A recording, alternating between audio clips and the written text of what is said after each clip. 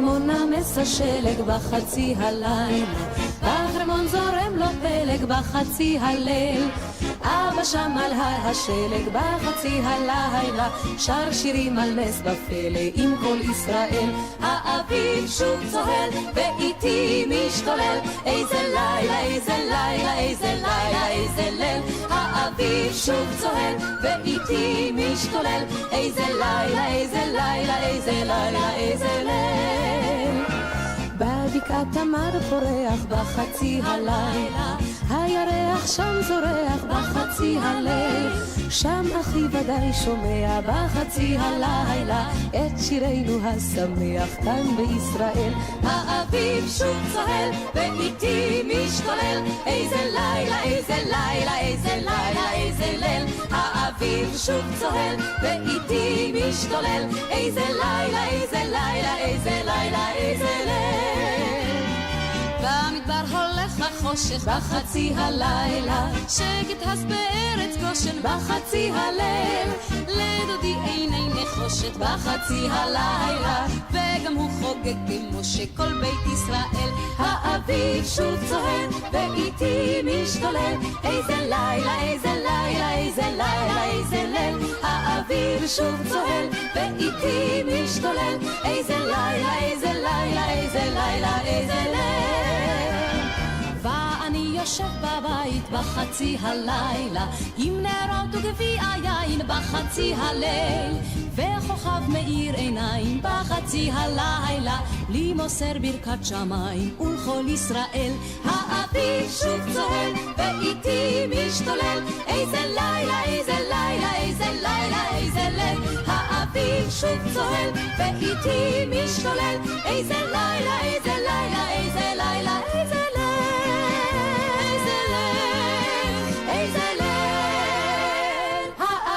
שוב צוהל.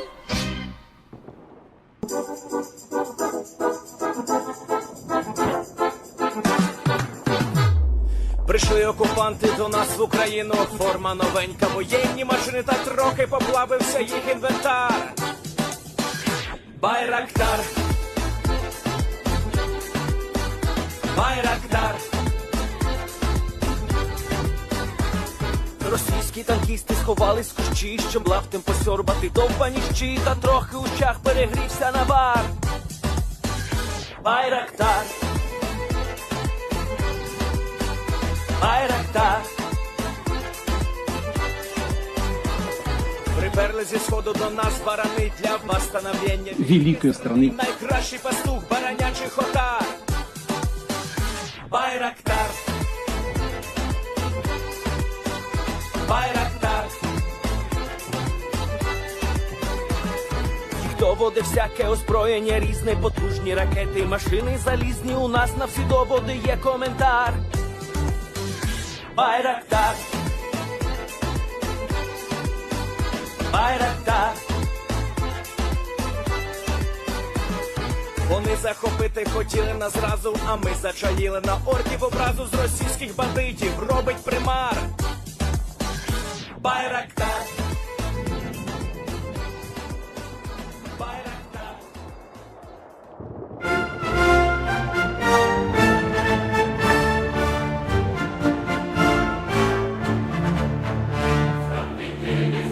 Future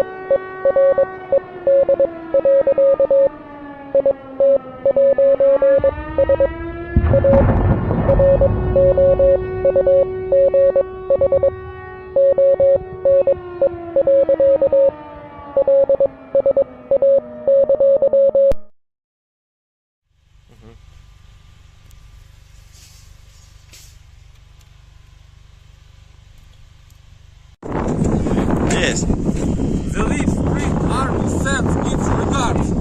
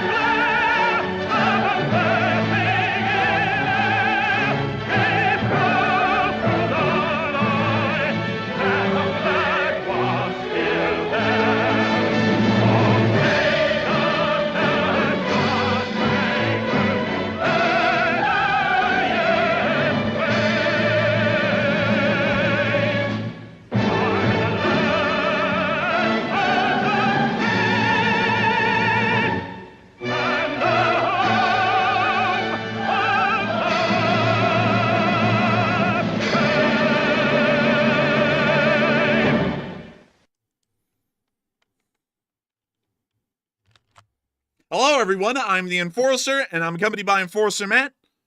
And good evening, folks. It's Enforcer Matt, and welcome back to day 976 of the news. And it's good to see you all once again. And we're learning today that Iran has been crippled from Israeli strikes, and they are in foul shape. And also, there was gunfire in the middle of Moscow today. And also, it's good to see you all once again. And of course, we're going to be covering the past 24 hours of news from around the world, as we've been able to get major news today that satellite footage is showing that Iranian strike capabilities have been absolutely crippled after the Israeli airstrike occurred last night, knocking out both major rocket fuel manufacturers inside of the city of Tehran, and also knocking out critical air defense infrastructure throughout the entirety of the Islamic Republic's most sensitive and critical sites. A major blow to the Islamic Republic of Iran, while they have vowed that they will be conducting a counterstrike against the state of Israel here in the very near future, raising the red flags of vengeance, much like we predicted yesterday. At the exact same time, Israeli ground forces are continuing on their very brave and courageous efforts within the area of southern Lebanon to continue to rid the region of Hezbollah forces, an Iranian proxy force that has been in action in the region for nearly 40 years. We have also been able to see footage from Israel today showing us the information and the details about the aircraft that were used in the Israeli strike last night, most comprising of F-15 and F-16 aircraft of Israeli origin.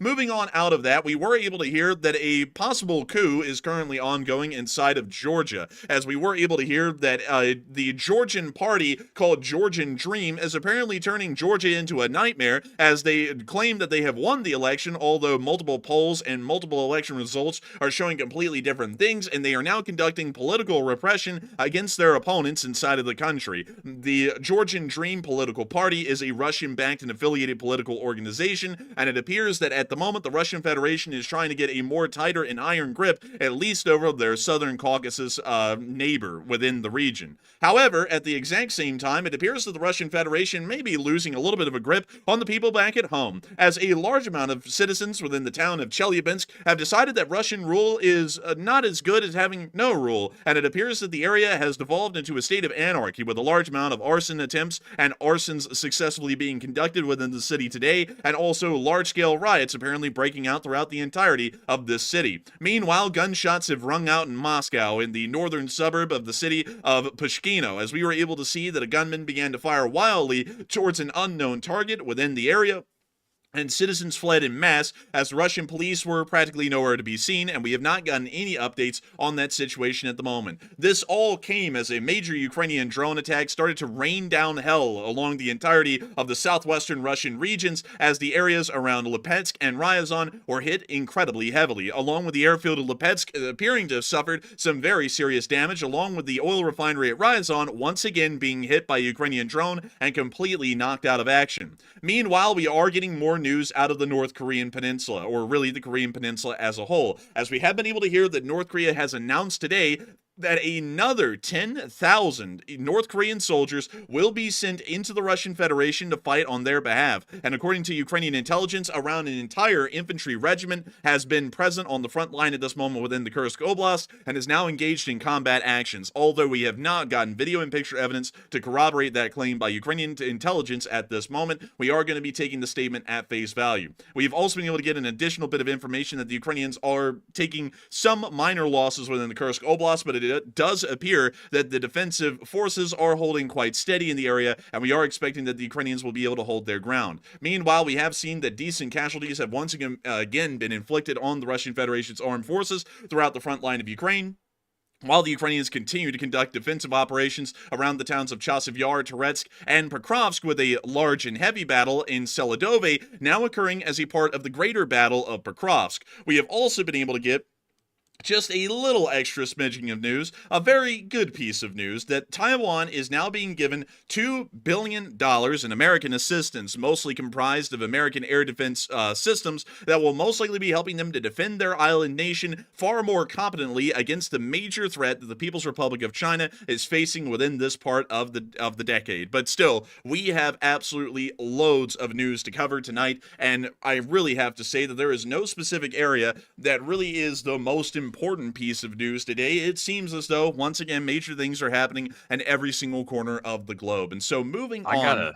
I gotta tell you what, man. I'll tell you what. It seems like Russia has been having a horrifically bad day today. Like yesterday, Iran had a bad day. Like it was their turn yesterday. And also, it seems like since the attack on Iran by Israel, it seems like it's been turned to Russia. It's their turn to have a really sucky day, and today was it.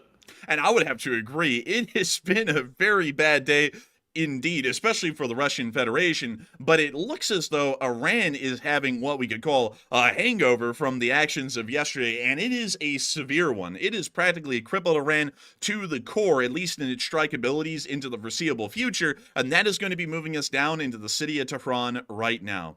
Moving on down to Tehran, many of y'all would know that this city was under a major bombardment by the Israeli Air Force last night, and we actually were able to get some footage from the Israelis today showing the air actions as they were being conducted from Israeli territory before the aircraft made the very interesting adventure over to Iran to then obliterate Iranian military sites and sand batteries around key locations. We can actually see in this clip right here, Israeli soldiers boarding their F-15s.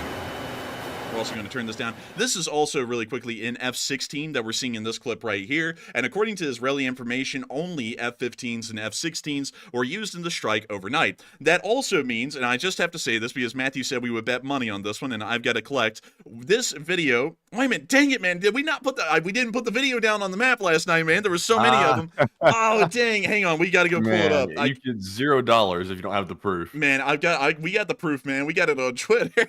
We got it on Twitter. Let me scroll down really quickly and go find it, because many of y'all know that we have to make collections here and there, and this one is time for collections because I got absolutely beaten last night over the head by a load of people, not really Matthew, but a load of other people that were saying in the chat that I was completely wrong and the aircraft that was supposedly flying over Jordan was that of an F-35, and as we saw, it is now actually an F-16. So I'm going to show you all this clip right here, because we do know now that this aircraft that was filmed in this clip was in fact an F-16. That one right there, it was not an F-35, it was an F-16, so I did get the identification of the aircraft correct, even with it being about 5 pixels on screen. So I was very happy about that. I'll give you your kudos for that one, man. I'll give you your kudos, because to me, I could have sworn it looked like the silhouette of an F-35, but it was really hard to tell because even Discord makes it even more pixelated than it is on your screen. But also, some Israeli sources said it was an F-35 as well. So, I mean, I don't know, man. That was a good call. Good call. Man, I'm telling you, man, aircraft identification, it's my thing, man. It's my thing. I just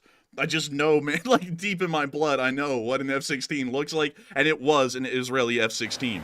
And we can see them prepping the F-16 right here. It is actually an F-16D, which in the Israeli Air Force is called the Barak 2, spelled BRAK-2. These aircraft are the F-16s that have been specialized in the air-to-ground role. They are still technically a multi-role aircraft, but these F-16s actually have a tandem seating, not for training, but specifically for air-to-ground operations, meaning that these F-16s are the ones that more so are in the kind of direction of Israel's ground strike abilities.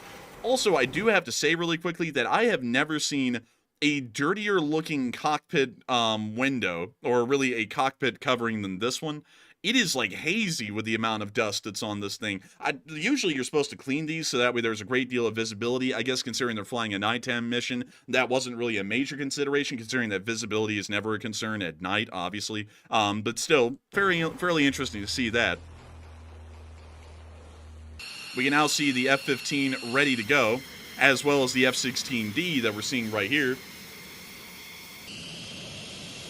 And also, we get to see the little Looney Tunes bird that the Israelis put on the vertical stabilizers of every freaking F-15. Dude, I heard you mention this today in your Short Wars summary. These things are so freaking goofy. I don't know what they are. Like, I don't know. I have a clue. Because let me I say, it's a rooster cogburn. I say. No, it's Foghorn Leghorn, man. We went over damn. Man, I forget that. I forget every time. It's not rooster cogburn. It's the other one, the foghorn leghorn, I think. Man, yeah, it is Foghorn Leghorn. It is a rooster cogburn, man. Let's see. Israeli Eagle F-15. I gotta give y'all a close-up of this thing. Oh, please. Come on, don't fail me now. We gotta get a close-up of this goofy thing. Oh my goodness. They don't have it on... Oh, I'm in it. They do have it on Google. Oh, yes. Okay, so here it is. This is the little eagle thing that we're talking about on the rear vertical stabilizer. Oh my goodness. I don't know what they are. Like, I have no clue what these things actually are. But it's some kind of a cartoon eagle, and they just love this cartoon eagle. Like, they put it on every single vertical stabilizer of just about every single F-15. Specifically, it's the kind one... of comical, too, because the thing is really, like, kind of cartoonish and goofy looking. So how does it feel to be an Iranian getting taken out by the Chicken Hawk plane flying through your territory? That's got to be pretty insulting. Man, they just sit there, man, like the Iranians, man. They're just like, listen, and you hear the sound of the Israeli jets. You hear... And then you hear, I say, you're going to get an ass beating tonight, boy. It's like, that's what they hear from the bird up there on the vertical stabilizer. But nevertheless, we can see it rolling out. I love the F-15s. They are just wonderful.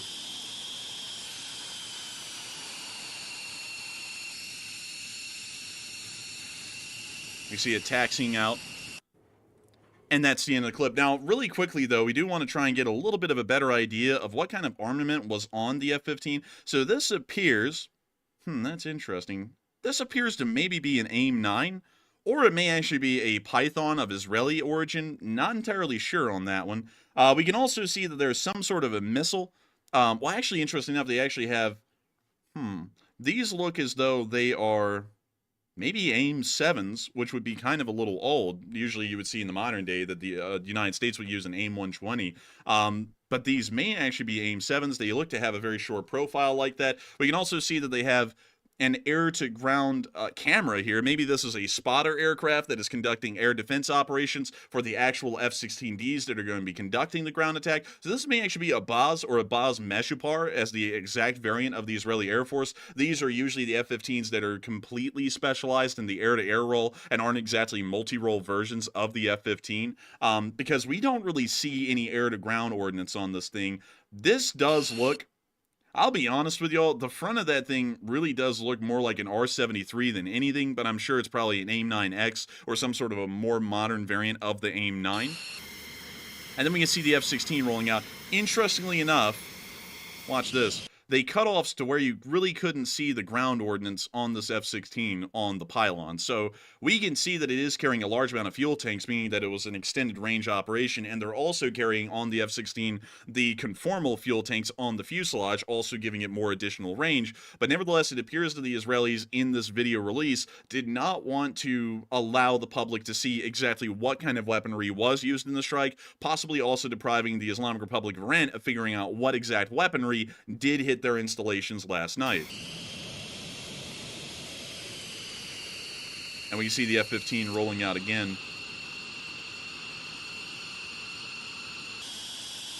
I'm not gonna lie. Also, her Royal Fluffiness said it's a Python 5. It does look like it probably is a Python 5 on the wing mounts. So let me go see if it is.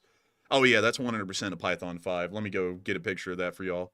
So here is the Python 5. Well, hang on. Let me actually shrink down the screen on this thing so that way I can actually put this up as a tab. So apparently Homelander is back there. That's an interesting fact from the Amazon show. I don't know why Homelander's on the back wall, but nevertheless, we do see the Python 1 behind the Python 5, and this is the Python 5 right up in the front. You can actually see that it has its unfortunately, I don't know the exact terminology for the front slats on this missile, but I believe these are the actual I guess you could say stabilizers or control vector stabilizers, if you want to call them that. That's the best word which I can come up with at this point. And then we also have some at the front to improve the stability of the missile, considering that it's a fairly larger short-range air-to-air missile. It may need a little bit of additional stability that the rear stabilizers could not provide. Still, it's very interesting to see that this was mounted onto the Israeli aircraft, because usually the Israelis use a pretty decent mix of both Pythons as well as AIM-9s provided by the United States on their aircraft.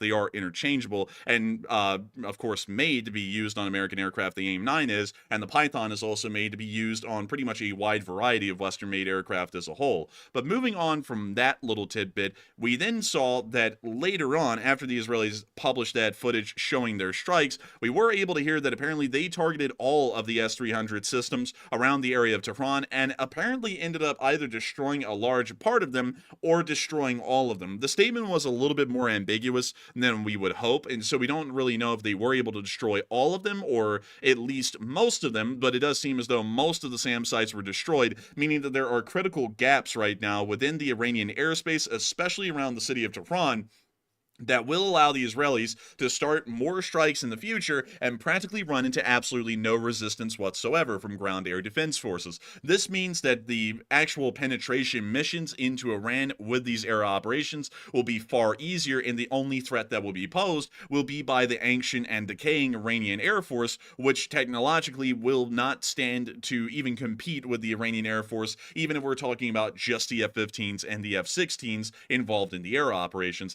The F-15s and the F-16s will eat Iran's most advanced aircraft in their Air Force for lunch. There is no question about that. All of them are either third generation or third generation plus aircraft. The most advanced aircraft they have is the F-14A Tomcat, the first variant of the F-14. They will not pose a chance to an F-16 or an F-15. That is just simply put, especially the more modern variants that the Israelis would be using, not a chance. Not only that, the Iranians do not have access to modern American missiles, meaning that if they're using any kind of missiles on these aircraft, they are going to be of Soviet or Russian origin, most likely for longer range BVR engagements, an R-27ER or maybe even an R-77, although that would be a bit of a stretch. And for close-up engagements, they may be using some sort of an R-60MK or maybe an R-73 Archer, which is the more modern dogfighting missile that is the Russian equivalent to the AIM-9. Still, they would not pose a chance. They just simply, technologically and weapon-wise, will not be able to compete with the Israeli F-15s and F-16s, and certainly not the F-35. But moving on from that quick analysis of the airspace and the absolute compromising that has happened overnight, we were able to see that something else was also seriously compromised overnight as well, as Iranian rocket fuel factories or development facilities have been completely destroyed overnight. We have heard that both of Iran's main facilities for the production of solid fuel used in long-range ballistic missiles at the Kojir and Parchin military complexes just outside of Tehran have suffered significant damage according to satellite images, with most, if not all, mixing buildings, the actual buildings that create the fuel, being destroyed in the attack. We were able to see right here the actual mixing buildings at these facilities, and we can clearly see that they have been turned into ash from the explosions and the fires that then resulted from the impacts by the Israeli Air Force.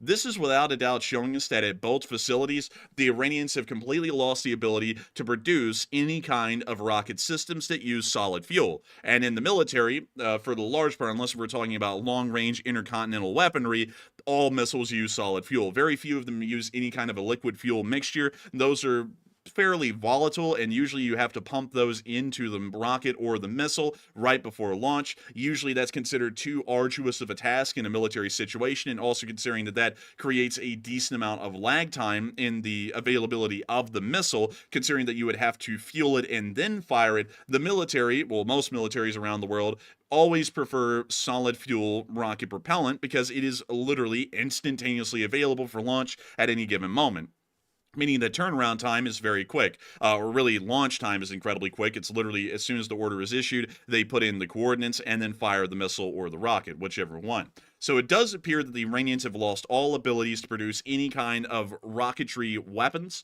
of any sort. That even means that Qassam rockets, if the Hezbollah forces were being provided their solid rocket fuel from the Iranians, which is hypothetically possible, they will not be able to produce the Qassam rockets in the number and amount that they actually need, meaning that we may see, even in just the short term alone, that attacks against Israel's airspace over the state of Israel will be greatly decreased simply for the fact there is no fuel to actually give these rockets to be able to fire them. This means that not only Also, Enforcer, that's great news as well, not only for Israel, because now Israel is a little bit more protected now they've taken these facilities out. It's also a double good thing for Ukraine as well, because whatever Tehran could have supplied to Russia, now it's been knocked out in the drone and also missile production facilities. So that's also great for Israel and Ukraine at the same time. And also, Matthew, I would like to say something that also is great as well. This is going to be one that requires a little bit of a speech really quickly, just a short one. But I do want to say this before we get into the rest of the news. It has been around 3 years that we've been running this channel, and we never expected that this channel would do this well. Right now, there's about 14.5 thousand people here, which is absolutely insane to see. We're honored to have y'all all here, and of course, we're going to get back to the news coverage in a second. But the reason why I wanted to take a quick moment to break from the news and tell y'all something is because I just looked at my phone and saw something that was absolutely crazy. We have just hit 300,000 subscribers on this channel right now, and that has never happened before. 300K? We hit 300,000 subscribers literally right when I looked at my phone, and I have to say that we are entirely honored and extremely grateful to have so many of y'all subscribing to this channel and enjoying the news coverage that we're putting out. It means so much to us, and I just wanted to quickly put that out there because everyone who's been with this channel for the long march for 3 straight years at this point will be absolutely blown away to see that the channel hit 300,000 subscribers on October 26th of 2024 local time. Absolutely crazy, and a huge thanks to everyone, and what a day to hit 300,000 subscribers on, because we still have absolutely incredible news to cover. But moving on from that quick little announcement, we'll be talking about that later tonight. We are now going to be moving on into our next bit of news inside of Tehran, where we were able to see more corroboration of incredibly serious damage that was caused throughout the entirety of the city, specifically Tehran. We were able to see a larger manufactory that was hit and severely damaged. It appears to maybe have even been completely destroyed in the strike. We were also able to see that another clip showed us that another factory was significantly hit as well. And I'm about to actually give you all the bombshell news, or really statement, about these factories. And then moving on from that, a third factory was also targeted and destroyed within Tehran as well. All 3 of these factories that we just showed y'all here in these pictures and in these videos are all the factories that were used to produce Shahed 136 long-range drones that were used to strike Israel and also used to supply the Russians with drones to strike Ukraine. So not only did Israel completely destroy Iran's ability to produce any kind of rocket systems due to a lack of propellant and fuel, they have now completely destroyed Iran's ability to produce long-range kamikaze drones as well, meaning that that Iran's next attack might actually be their last, because logistically they have no way to produce additional rockets and systems to be able to strike at the state of Israel, or for that matter to even sell to the Russians to fund their operations against the state of Israel. So by the large part, this was a major success that we saw last night. Of course, Israel did not hit, from what we could tell, any major oil facilities except for the Isfahan oil refinery, which we understood was hit. We're not exactly sure about the condition of the Isfahan oil refinery within southern Tehran, but he is confirmed to have been hit. They were able, however, to completely wipe out all of Iran's usable air defense systems, a major success overnight. And not only that, they were also able to destroy the rocket fuel and drone manufactories that helped Iran to have offensive capabilities at all against the state of Israel. This means the Iranians will probably respond. We are hearing that at the moment. And I also want to put this out there. There are a lot of contradictory reports that came out today. Some people are saying that actually the Iranians and the Israelis in the middle of Israel kicking their ass got together and agreed Iran won't strike them back, but then everyone else is saying that they will strike Israel back here very soon. And the Iranians also put up a very interesting little I guess you could say flyer today in the middle of the city, if you want to call it that, or a banner that literally reads in Hebrew, "Another storm is coming." You can actually see that put up on the side of the building right there, which is supposed to mean that the Iranians are going to be striking Israel. It, of course, isn't really a question at this point that the Israelis will have to be dealing with an Iranian counterattack.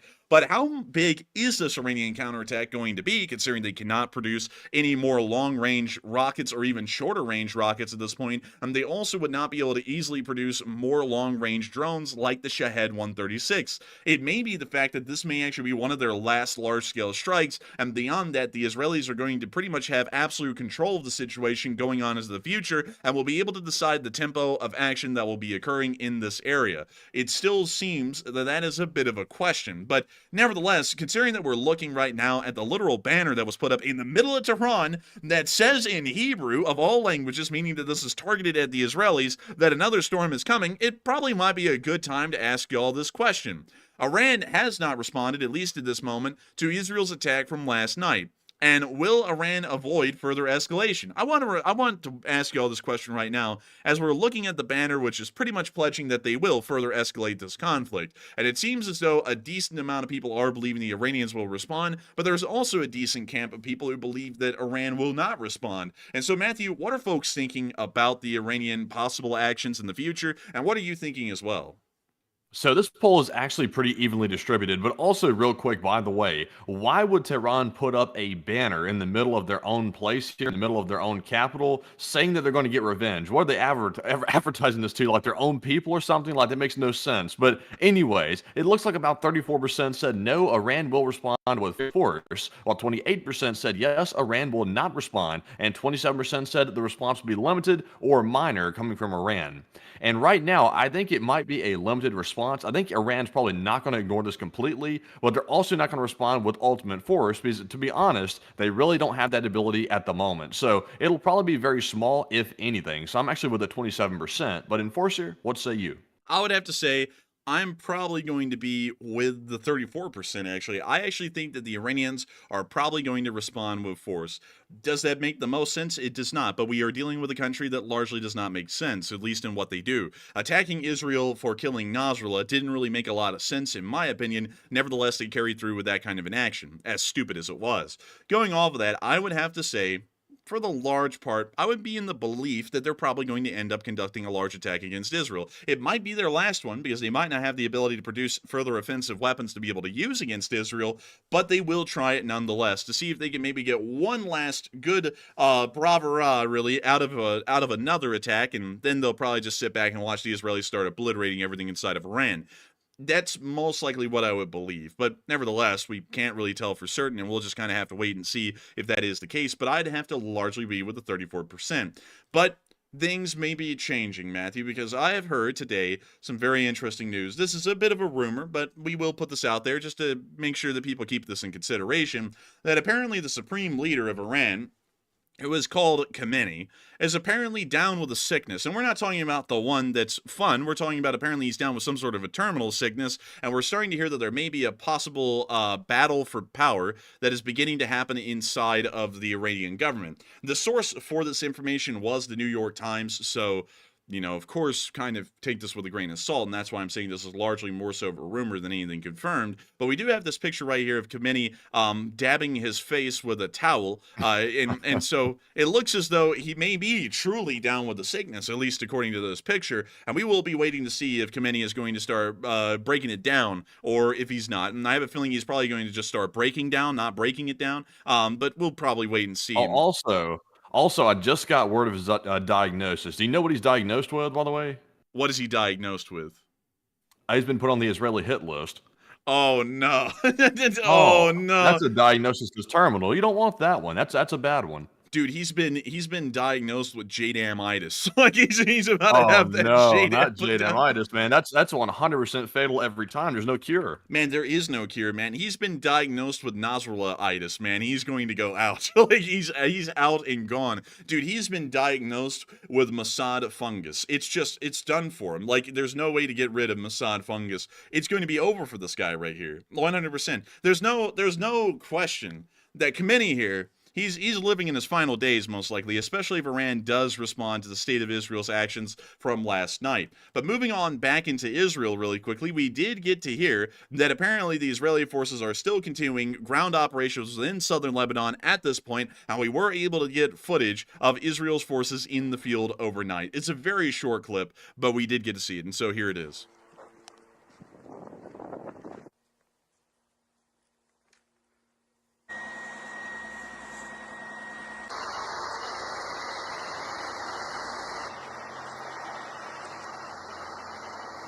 There's not really a lot for us to say. It's really just showing the Israelis wandering around in southern Lebanon, but they are there.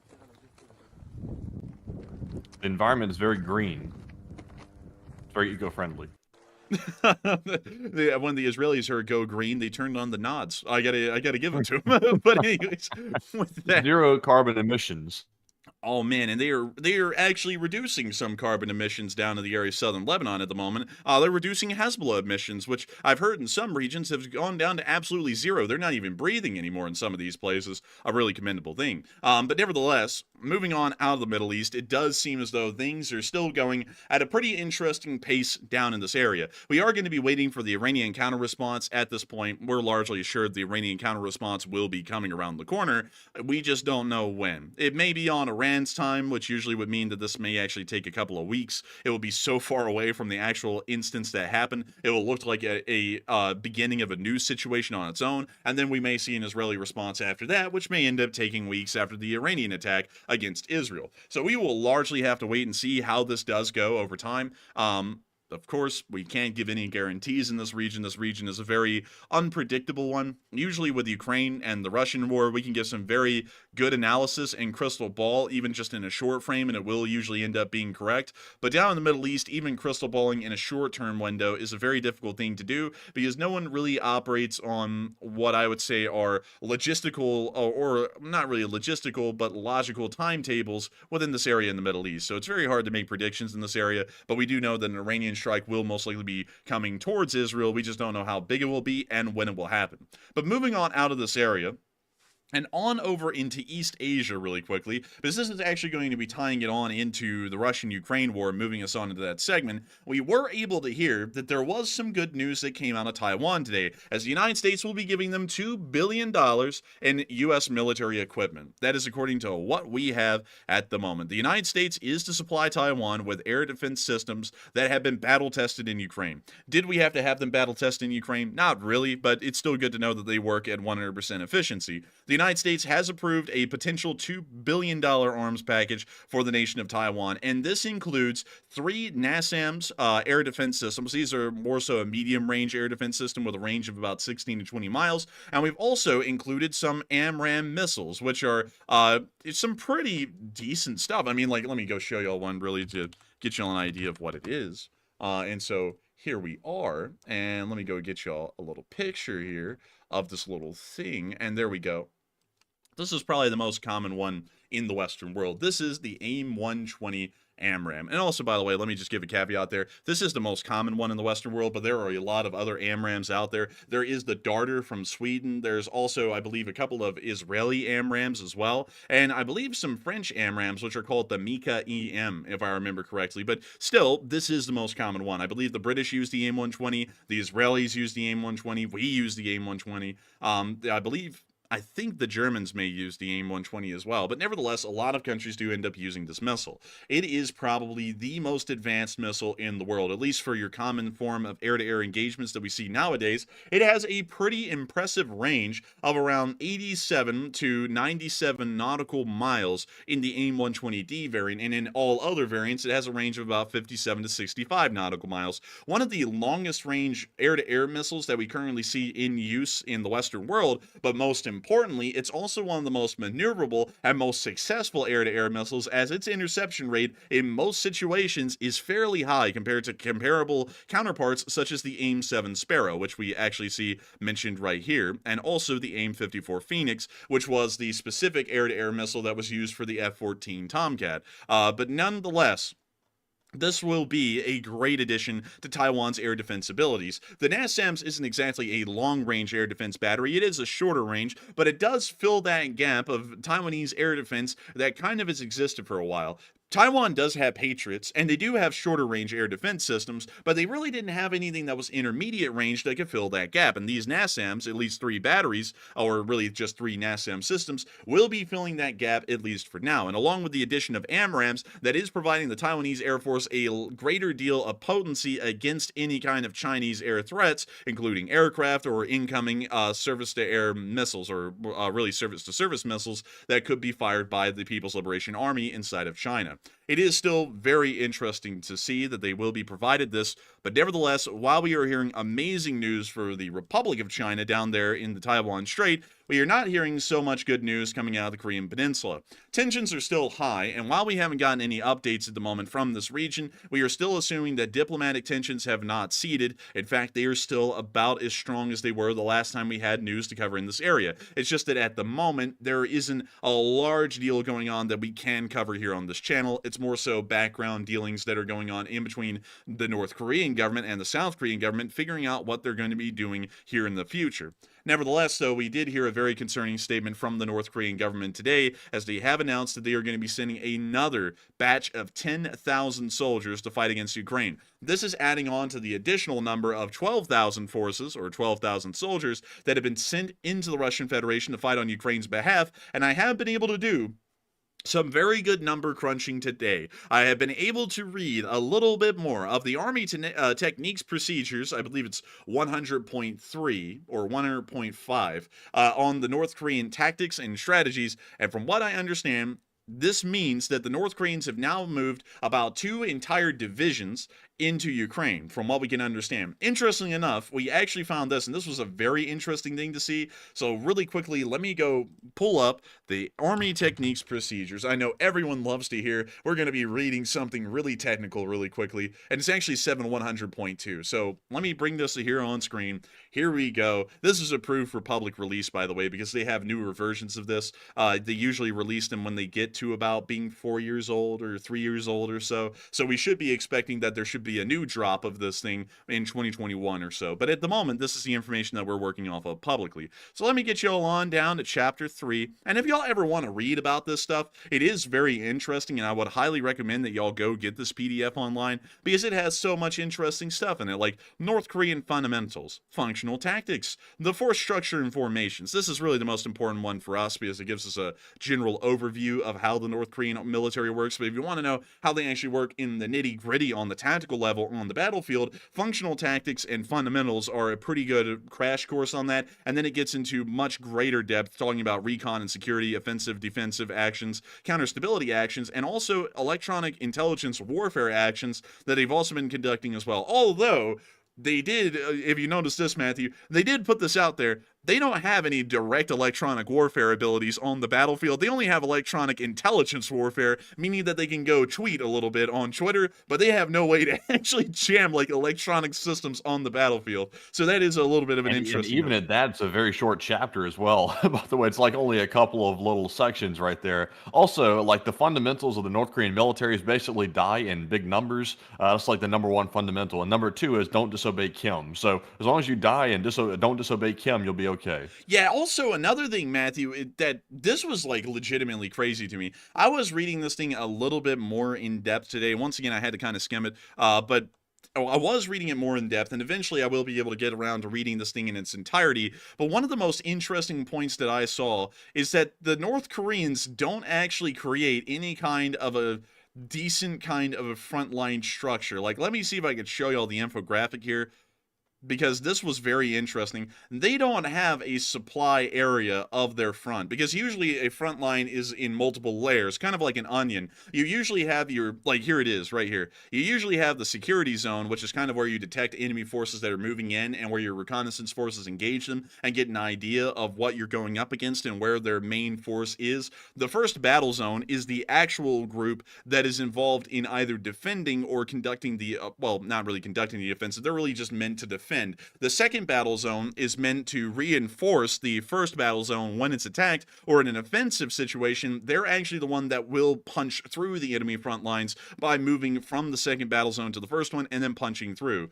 The interesting thing, though, about this kind of a frontline structure or frontline form is that there is no supply consideration made in it.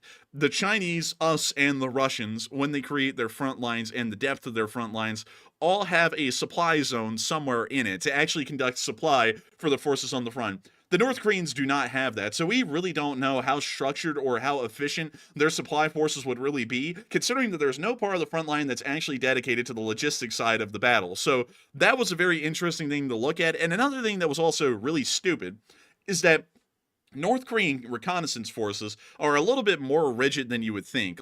Chinese, American, and Russian reconnaissance forces, in practice, of course I have to put that in practice because we've seen that the Russians really haven't done this that well in the war in Ukraine, but they're supposed to have roving reconnaissance units in front of the main force, moving around trying to see if there's any enemy forces moving to and fro towards the first battle zone, and to try and give at least a heads up notice to the first battle zone of what they're about to be facing.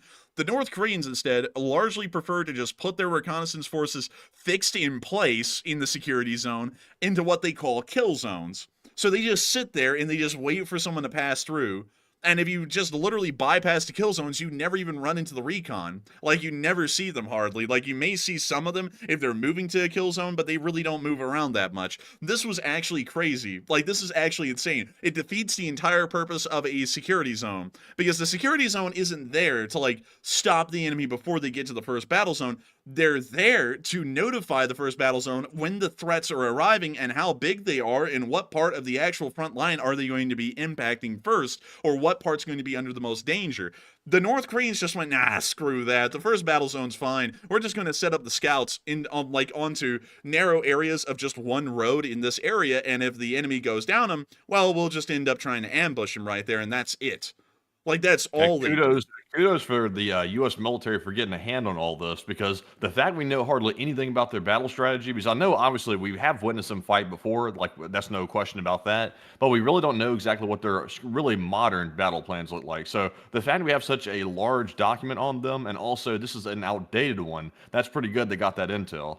Yeah, it is pretty good that they did get the intel, and also from what we know, this is as modern as it gets for 2020, because this is made off of the exact accounts of North Korean defectors that did serve in the Korean People's Army and the exact strategies and tactics that they were taught. And I believe at the highest level, at the highest echelon that we've been able to capture a North Korean that's defected, I believe the highest level was some sort of a senior NCO. So this is a fairly good look at what the tactical situation will look like on the battlefield for a North Korean unit, because we're pretty much hearing it from the horse's mouth at that point. They have been trained in these kinds of tactics. So the construction of a kill zone is a thing that has been in North Korean tactics up until 2020. Like, this was actually a thing that they were going to do in 2020. We believe they may still be doing it now because we haven't heard anything from the North Korean government stating that they're going through army reforms, which is usually a really big thing that people like to announce when it happens. The Chinese announced that they were conducting military reforms back in 2017. We've never heard that the North Koreans are conducting military reforms to their strategy, their doctrine, and things like that. So we largely believe that this is still the tactics and strategies almost in a one-to-one variant that they will be using in the modern day. Also, by the way, I see that Ross in the live chat said, do you think the North Koreans are doing this to learn modern tactics from the Russians? And that's actually what I mentioned the other day when we discussed the North Korean deployments before. I think the North Koreans are hoping that they will send some guys over to Russia to fight in Ukraine, and that they'll come back, maybe a couple of them that actually can survive, like the generals. They'll come back and then be able to tell the other North Koreans in the military how they can fight and improve their fighting tactics. And I said before that obviously the European theater is a lot different from the Asian theater, but it would still be nonetheless actual combat experience that they could bring back and try to train the other troops with. So I would agree with you. I think it is probably doing this to learn modern tactics. And also, while we're on the topic of North Korean troops, I saw Scott mention something else as well. He said the North Koreans are going to get treated very poorly by the Russians because of the racism. And that's already happening. We're hearing reports, or at least I've heard reports today, that the North Koreans are being treated so badly by the Russians. They look at them as inferior. That's in the view of the Russians and the military, that they're treating them like crap, and they're going to put them out there basically first to get killed. And I suspected that the other day that was going to be the case. The North Koreans are going to be used as the first line of troop fodder by the Russians, because they're going to sacrifice the new guys, which are the North Koreans, over themselves. And also partially because they're racist as well. That's another reason why they're doing it. So that is happening as well. But ultimately, though, I think they are going to try to learn from it no matter what the case is. And the North Korean generals, for whatever it's worth, are going to try to take that knowledge back to the Korean Peninsula. Now, something, though, the whole reason I wanted to get to this document here, really the ATP on this, is that this is a very interesting metric right here, and it literally gave us the key to knowing the exact unit that was sent at the very beginning of this whole deal when we heard that there was 12,000 North Koreans. I found this in the ATP today. This is the types of Korean People's Army Ground Forces divisions. These are the ones. You have infantry, motorized infantry, mechanized infantry with BTRs, you have mechanized infantry with BMPs, and then you have the actual tank divisions.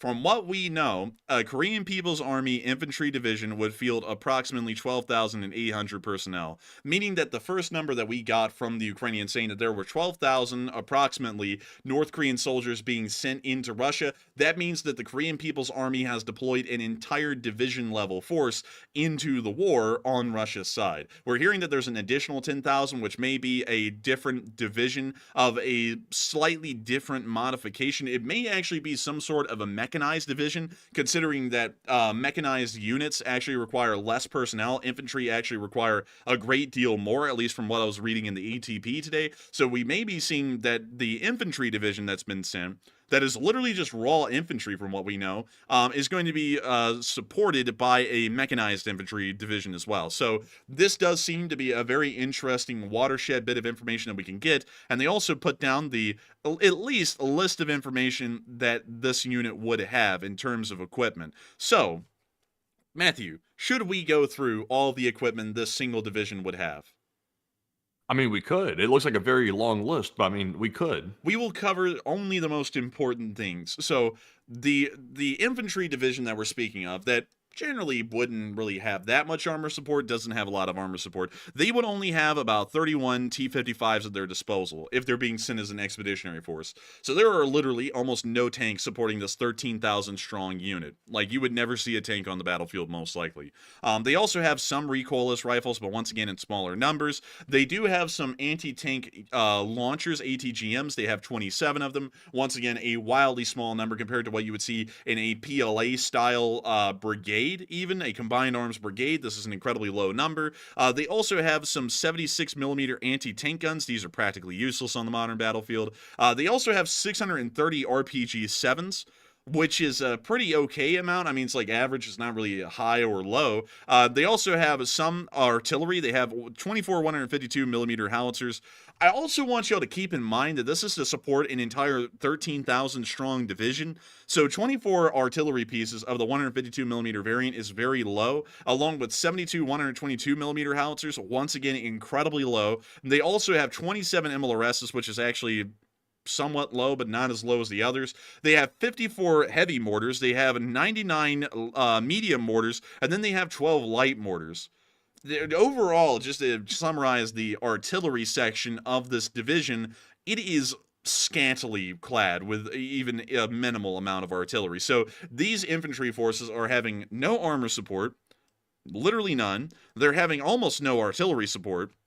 And so pretty much all of this comes down to the actual infantryman itself. No support involved at all. They also have only 42 man pads for the entire division, which is crazy. You would see this in a battalion. Like 42 man pads would be pretty common to see in a normal Western battalion, just about. But they have this for an entire division, which is crazy to see. They also have some anti-air machine guns. They have a very limited number of them. They also have just 87 14.5 millimeter machine guns. They have 370 heavy machine guns, and then the rest of the division is just given AKs and prayers. And so it seems as though this division is going to be doing pretty poorly, at least the one that's already there. We don't know about the other division yet. Once again, we're going to be waiting to see what the exact manpower and a lot more of that picture will look like to start analyzing and looking at what actually makes up that unit. But nevertheless, we are starting to get into a little bit of a bigger question here. These people are going to die fast. Like, they don't even have enough equipment to support themselves. They don't even have enough food to feed themselves. The Russians might give them some stuff, but once again, they lack complete experience, and their doctrine is ancient, as well as their fighting tactics are completely asinine. So, going off of that, we know a lot of these people will die, and we're already starting to hear that the North Koreans are sending another division, most likely, into Russia to fight on their side. And it seems as though a lot of people are asking, will this become a routine, with North Korea just continuously sending one division after the other into Russia slowly to continue to reinforce their combat, or really fighting abilities, along multiple front lines. And it seems as though everyone's in agreement at this point that the North Koreans are going to just keep sending more manpower. And so, Matthew, what are people thinking about this, and what are you thinking about it as well? All right, so about 71% of the audience said that North Korea will keep giving more men as needed, while 15% said only time will tell on this one, and 10% said no troop shipments from North Korea will be limited to Russia.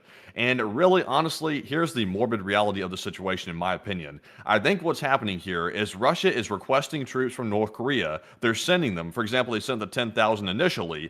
Those guys have maybe already been taken out on the front line or in some way or another, is my assumption. And then Russia says we need more men, and then Kim sends another 12,000 or so. I think they're getting killed off and being basically used as sacrifices here, and then Kim sends more in return. And the hope is, I believe on Kim's side of things, the hope is that if he keeps sending more troops for the sacrifice, that ultimately he'll basically buy his way into nuclear technology that he needs from the Russians, or maybe even buy his way into more food that the other North Koreans might use to basically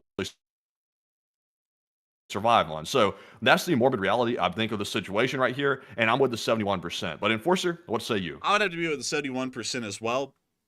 We haven't heard of any North Korean deaths or casualties yet on the front line, and we're believing that their exposure to frontline fighting at the moment is fairly limited, as most of their forces are still being introduced, and we're also not entirely sure if Ukrainian intelligence is true about the arrival of the North Koreans on the front line, because others, like the South Koreans, are saying that most of them are still in training and in transit across the Russian Federation to the area around Kursk. So the reports on that are a little bit foggy. We don't really know where they are at the moment, and we haven't got any video or picture evidence yet to show they are in Kursk.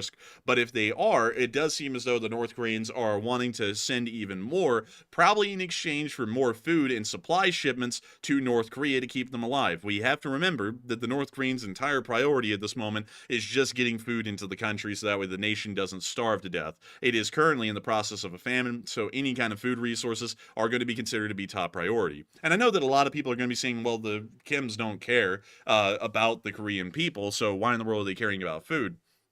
They're caring about food because the food situation, from what we understand, has gotten so bad that that's what's led to some of the North Korean military members that have defected recently to defect. According to their accounts from U.S. intelligence, they're saying that they're defecting because not even the military is getting food at this point, and usually because of the Songun kind of a military structure in North Korea, the North Korean military was prioritized for food over the actual citizens, because that ensured loyalty of the military. But even that can't be assured now because there's literally that little food inside of North Korea. So going off of that notion and that information, we know that the North Korean government is starting to lose a lot of control and maybe even loyalty of the armed forces because everyone is starting to starve. So just for them to keep loyalty of the armed forces alone, they have to get food into the country. So that means that they have to send even more forces on Russia's request for the promise of more food shipments. They will do that just so that way they can try and at least keep the military loyal and keep the country alive pretty much on life support at this point. That would be my assessment of the situation, at least from what we can see right now. But moving on from that, before we get out of And also, Enforcer, by the way, go ahead. and also, by the way, the lag is horrific. Like, for some reason, the stream's also having some lag issues tonight as well. I've seen the control panel say that, so I'm not sure whose end it's on at this point, but it's someone's. I'll have to look into it. But I think, honestly, from what I've heard from Budnov and the Ukrainian intelligence and his reporting, and also the Ukrainian government as a whole, it sounds like the North Koreans are already fighting on the Kursk front line to try to defend mainland Russia. That's the current reports I've been looking at. So me personally, and obviously we haven't had picture evidence, but I would assume that since they're already fighting on the Kursk front line and there's already heavy losses in Kursk as the Russians try to push the Ukrainians out, I would assume that the North Koreans are probably already taking some significant damage to their forces in that area. Maybe, but we're not really seeing any video or picture evidence of that, and that's kind of the issue. Like, if the Ukrainians were stacking bodies on these North Koreans, I would assume they would have some sort of footage out at this point showing that, and we haven't seen any. Like, we haven't even really seen footage of them hitting the Russians at this point in the area, which is getting a little bit scant. Like, even just today, the only footage I got out of the area was of a Russian FPV drone hitting a Ukrainian T-64 main battle tank, and we haven't gotten any footage outside of that, so I'm not really sure what's going on in that area right now. I would assume that if they are in the area, they're not taking that many casualties, but we're not really getting enough video and picture evidence to show any of them are taking casualties at this point on the Russian side. I think the challenge is going to be, though, because like we've seen before, the North Koreans are being equipped like Russian soldiers, or at least most of them are. And for the Ukrainians to be able to identify which ones are North Korean versus which ones are Russian, they can do it, but it's going to be much harder to figure out based on, just frontline casualties, in my opinion. They will be able to ultimately figure it out in time, but I think they're going to have a hard time identifying the Russians versus the North Koreans in the midst of the battle. Maybe so. That may be the case. But really quickly, though, Matthew, I just saw someone say, I was wrong. And so I decided this time, Matthew, to do something very interesting. For the first time ever, instead of just banning someone for such a goofy statement without any kind of additional info as to why I'd be wrong, I said why. And so they said, North food is just fine. Yeah, so I guess all the people who have been defecting over the past 2 years who all say that they're starving in North Korea because there is no food, because they shut down their borders during the Wuhan whirlybird and completely cut off all Chinese food aid that was entering the country, that was keeping anyone alive, and so they all started to starve. I guess they're all wrong, right? I guess you know better, Cameron, from the United States, I'm supposing. I guess you know that the North Korean food situation is just fine because you're drinking coffee made of snow, right? Like, that makes no sense at all. I don't even know why in the world you say that. But really quickly, though, I will entertain this. Oh, look, he's saying North Koreans are doing better than you think. I think this guy is actually paid by the North Koreans to come in here and say this, Matthew. Because next thing you know, Matthew, he's actually going to be saying, actually, if you do not know, the great leader Kim Jong-un is actually building a new army to storm the South and to finally liberate them from their capitalist American imperialist oppressors. That is going to be the next thing. Well, he's about to say, they're doing better than you think. And you're going to say, how come, good sir? How come, Mr. North Korean propagandist? How are they doing better? He said, they're not dying in the 99% fatality rate. They're only 98% fatality rate. It's less than that. So I think, honestly, I don't know what this guy's joking or what, but how do you even know the North Koreans are doing better than we think? Because there's no evidence, like the enforcer said. And he also said, yes, I'm right, and Canadian. Oh, so I guess now that you're Canadian, you really have the arbiter of truth on what is true, what is real, and what is not in North Korea. I guess you actually have the lens that no one else has into the country to know they're doing good or they're doing no good. So that's interesting. I thank you for adding that. And then they started to say grow up multiple times. That's honestly kind of, Matthew, a Chinese thing. Like that guy, like the premier of China, went off onto the journalist that one time. He was like, grow up! And I was like, what? And he was like, have you no shame? And I was like, what the hell is wrong with this guy? But anyways, moving on. You remember that American guy that became became the spokesman for the North Koreans. He was like some American guy who decided to go over there and like change his whole life to work for the North Koreans. He must be vying for that spot. He's the Canadian version that's trying to go over there and work for him. Man, wasn't that Spanish guy that said he worked for the Department of Tourism or something like that? It might have been a Spanish guy, actually, now that I think about it. It was somebody. They gave up their whole Western existence to be a spokesman for North Korea. 1 second, I want to see. Oh, dang, dude, I gotta find this. You know what? I'm not gonna find this guy because it would take too much time to find it. But I remember he used to be on all the documentaries, though, about North Korea. He would be defending him and stuff, man. Do you remember that? Like, he'd be like, North Korea is just fine. No one's starving. Everything's good. And he would be that guy every single time on every single documentary. And then when they were like, well, what about Otto Warmbier and having his brain scrambled? And then he'd be like, oh, that was just a small misunderstanding, you know? Like, or something like that. You know, he was always. I just gotta ask, like, how much are they paying you, good sir? How much are they paying you? Because for you to give up your freedom in the West to go over there, they must have offered him something that, like, he would have never gotten anywhere else in his life, like millions of dollars a year or something like that, or living like the Kims. Like, I don't understand it. Like, how the hell they would give up their existence to do that? Man, and I was sitting there, man, listening to that guy. Like, he was like, you're wrong. I was like, why? He was like, North Korea is fine. I'm from Canada. I'd know. It's like, oh yeah. It's like, I guess just you, this random guy, well, just in Canada, just has like the crystal ball in North Korea to know everyone's fine and it's doing great. You know, Matt, he's probably one of those people who talk about bringing forward a glorious socialist republic in Canada or something like, you know, some crazy thing like that. But oh Lord, dude, that's killing that's killing me, man. Just some random dude in Canada is trying to say that the North Koreans are doing great. Like, how would he know? Source, I made it up. That's literally his source. But anyways, moving on from that, we are going to address a couple of questions before we get into the Russian-Ukraine news, because this was some fairly significant news today. I want to make sure that we have this segment cleared out so we can get through it in one fell swoop. And so, Matthew, what do we got? All right, so our first super chat of the night is going to go to Tom Does Cars, who puts in a $50 donation, and a huge shout out to you, Tom, for that $50 support, and we appreciate it. And he says, LSA, you guys rock, and the 300,000, y'all earned it every step of the way, and I'm happy for you both, and keep it up. Hey, and thank you so much for the massive support. Tom Does Cars, who threw in their third super chat ever, very symbolically, as we hit 300,000 subscribers. And thank you so much for saying that we rock. I got to thank you so much for those kind words. And also thank you for saying that we earned 300,000 subscribers. I would have to hope that we did, because it has been 3 years since this channel has started. And over the course of just this year alone, the channel has quite literally doubled in size. It went from being 150,000 subscribers or so to 300,000 subscribers at this point, which is absolutely crazy to think that it's just grown that much in the course of one single year. We're already up to 300,403 subscribers at this point. And I believe that we were about 300 subscribers short of 300,000 when the stream started. Actually, no, I think we were about 100. So we've actually gained about 500 subscribers just in the past hour, which is insane. Like, I got to thank everyone so much for subscribing tonight. I hope y'all been enjoying it a great deal, and I hope that y'all been finding this news to be very well researched and well informed. But nevertheless, I got to thank you so much once again for the support and helping this channel to keep on running and throwing in the kind words and congratulating us on hitting 300,000 subscribers, because there is some pretty, it's just wild to think that we've actually hit that, really. I mean, like, it's hard to put that into words, because the truth is that I never thought we would really pass 250,000.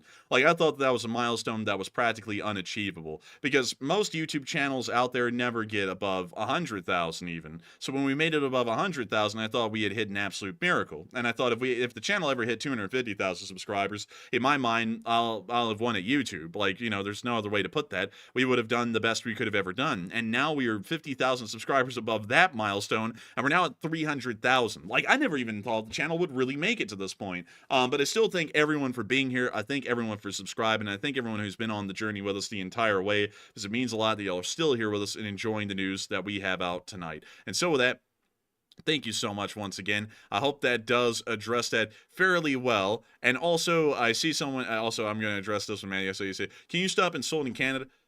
How would we insult Canada? Someone who said they were from Canada and said North Korea is just fine. And I said, how the hell would someone from Canada know? Meaning, you don't live in North Korea, so how would you know? So, like, I'm sorry, I'm not understanding how that's insulting to Canadians. I just feel like that generally would be a common sense thing to say. Someone who doesn't live in North Korea in Canada has about as good a clue as to how good or bad they're doing as anyone else does, especially when your source is just made up. Ours actually comes from defectors and government-sourced intelligence on the matter. So with that, I hope that addresses that well. I hope that your feelings weren't hurt over something that did not happen. And with that, we are on to the next one. All right, and our next one here is going to go to none other than Andy L., who sadly has already left for the night. He had to go early tonight, but thank you very much, Andy, for the $50 support. And we do not have a comment from Andy L., but we appreciate that $50 support very much. And Enforcer, what say you? And I gotta say, thank you so much for the support and helping this channel to keep on running, Andy L. You threw in a super chat, but with no comment. And I got to say that I am greatly appreciative and thank you so much for the support and helping this channel to keep on running, because if it was not for folks like you, we would not be able to make this thing possible and we wouldn't be able to keep this thing running. And so a huge thanks to you once again, without any comment, but we're still grateful to have you here. And it's wonderful to know that you were here with us tonight as we were covering the news. And so with that, thank you so much once again. I hope that does address that incredibly well. And with that, I also have to say, really quickly, I don't know, Matthew, this is one of those things where it's like, how in the world did this become an issue? This is like the A10 conversation. I don't know where in the world everyone's going crazy over Canada. Some loon came in from Canada saying that he knows what North Korea is like because he's from Canada. I said, how the hell would you know? You're in Canada. It's not like Canada has some kind of like privy knowledge to how North Korea is doing. That's stupid. And so I don't know why everyone's now either saying they love Canada or being offended on the behalf of Canada or trashing Canada. It was just a statement about a guy who said he was from Canada and had insider knowledge on how North Korea was doing. That was the whole statement. Oh, Canada, how God shed his grace on thee. Oh, that's, yeah, and so I put the please. song around, by the way. Like, don't get offended about that too. Don't get offended. It's America. It's America. It's not Canada. Just don't get offended. Yeah, and so let's drop the Canada thing in the chat, because I don't even know why people are going crazy with that, hating on Canada, loving Canada, and then being offended for Canada for some reason when there's nothing to even be offended about. Don't know what's up with that, but we are going to put a little bit of a handle on that before it gets out of control, because that is a really weird thing to have the entire live chat start going crazy over. But anyways, with that, I hope that does address that the best we can. We are on to the last question of this segment, and then we're going to be moving on into the Russian-Ukraine war news. All right, and this one's going to go to none other than Purple Gerbil, who puts in a $35 donation, and thank you very much, Purple Gerbil, for that $35 support, and we appreciate it. And they said, do you think the end game is started for the Ukrainian war? And it'll say forever. And I would have to say the end game, it's really hard to tell, because we actually did think that the end game was probably going to be coming around by this time this year, and it really hasn't. So I would have to generally say that, in my opinion, I think there's still a little bit more to go, Purple Gerbil. I would think that the end game may still be a little bit around the corner. Russia is certainly going through a great deal of financial woes and is having a much harder time carrying on the war now than normal, but considering that they have the North Koreans now as an ace up their sleeve, at least for unlimited manpower for a short amount of time, they will eventually get around to having a tough situation in the war and not being able to continue it on much longer. So in my honest opinion, I don't think we're in the end game yet, but we're probably getting towards the beginning of the end, most likely, if that's a good way to put it. And so with that, I thank you so much once again for the support. And also, are you offended over the Kensta comments? Like, oh, damn, I spelled it wrong, man. That autocorrect, man, has been messing me up today. Like, I put in Canada and it said Kansda. That's not even a word. It's like, why did autocorrected that? It's just gibberish. Man, I don't even know. Melly's been said Kensta. And yes, what country are you from? I'm from the great country of Kensta. It's like, where is that? It doesn't exist. But nevertheless, I do have to say, I do have to. Now I've offended Canada again. I've done it twice. He did it the first time. I did it now. Kansda. I'm not saying it's Kansda. It's Canada. God shed his grace on thee. Or the maple leaf forever. Like, the thing is, let's see here. Let me make sure to address this. I'm not going. This is an apology because there's nothing that we've said to apologize for. But we have loads of Canadian viewers. They are the second biggest group watching this channel. We love Canadian viewers. Like, everyone in the LSA in the Western world from any country is welcome. We have nothing against any of them. So if I see anyone trying to turn statement that was not even made into something in the chat, we're going to start instant banning, because I'm telling you, I'm not going to have instigators come into the chat and sit there and start coming up with a statement that was never made about Canada and start saying, hey, don't you say crap about Canada, because we didn't even say anything about Canada. We said something about a guy from Canada. But anyways, moving on from that, And on out of this question segment, we are now going to be moving on into the actual Russian-Ukraine war news. And moving on into the area of Chelyabinsk, we have been able to see that there is anarchy descending over the land in Chelyabinsk. It is literally breaking out into all-out riots, and people are starting to conduct large amounts of arson in Chelyabinsk.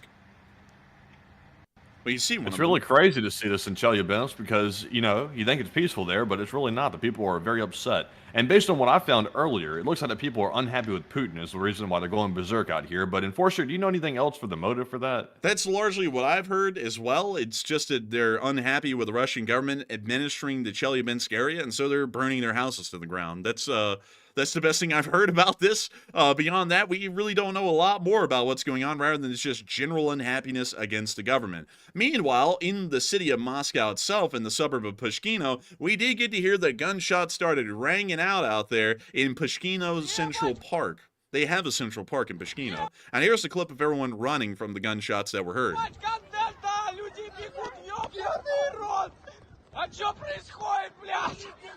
We really don't know anything. How come the cameraman is just standing here just filming everything like there's no problem? He's yelling a lot. This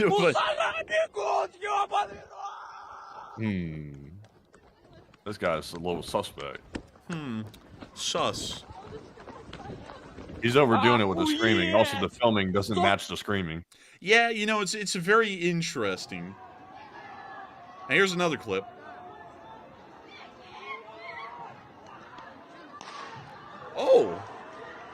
Oh, there was one. Man, you just call a cap and then they capped him. I was like, oh my goodness. But here's another clip. Oh, it was some sort of a fist fight of ruffians. So somebody pulled out the gat after it turned a little brutal? Apparently so. Heavens. Man. Street beef's gone wrong, gone violent. Man, this is World Star. But beyond that, that's the end of the clip. Apparently, gang violence in Pushkino. That's probably what we're going to level this down to, is street gangs ended up getting in a fight with each other, or football hooligans did, and one of them had the gat and ended up going brah, brah, in the middle of Pushkino Park, and then everyone went running for it. But nevertheless, moving on out of Moscow, and a little bit further on down into Ryazan, we did get to see that the Ukrainians, in a large drone attack, ended up hitting a decent amount of strategic sites just south of Moscow today. One of those being the Ryazan oil refinery, which we were able to see was burning and on fire. Check this out.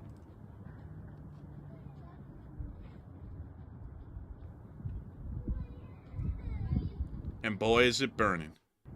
Oh man, it's burning quite good out there. Look at that. A nice little roaring flame, and that's not the normal operations of an oil refinery right there.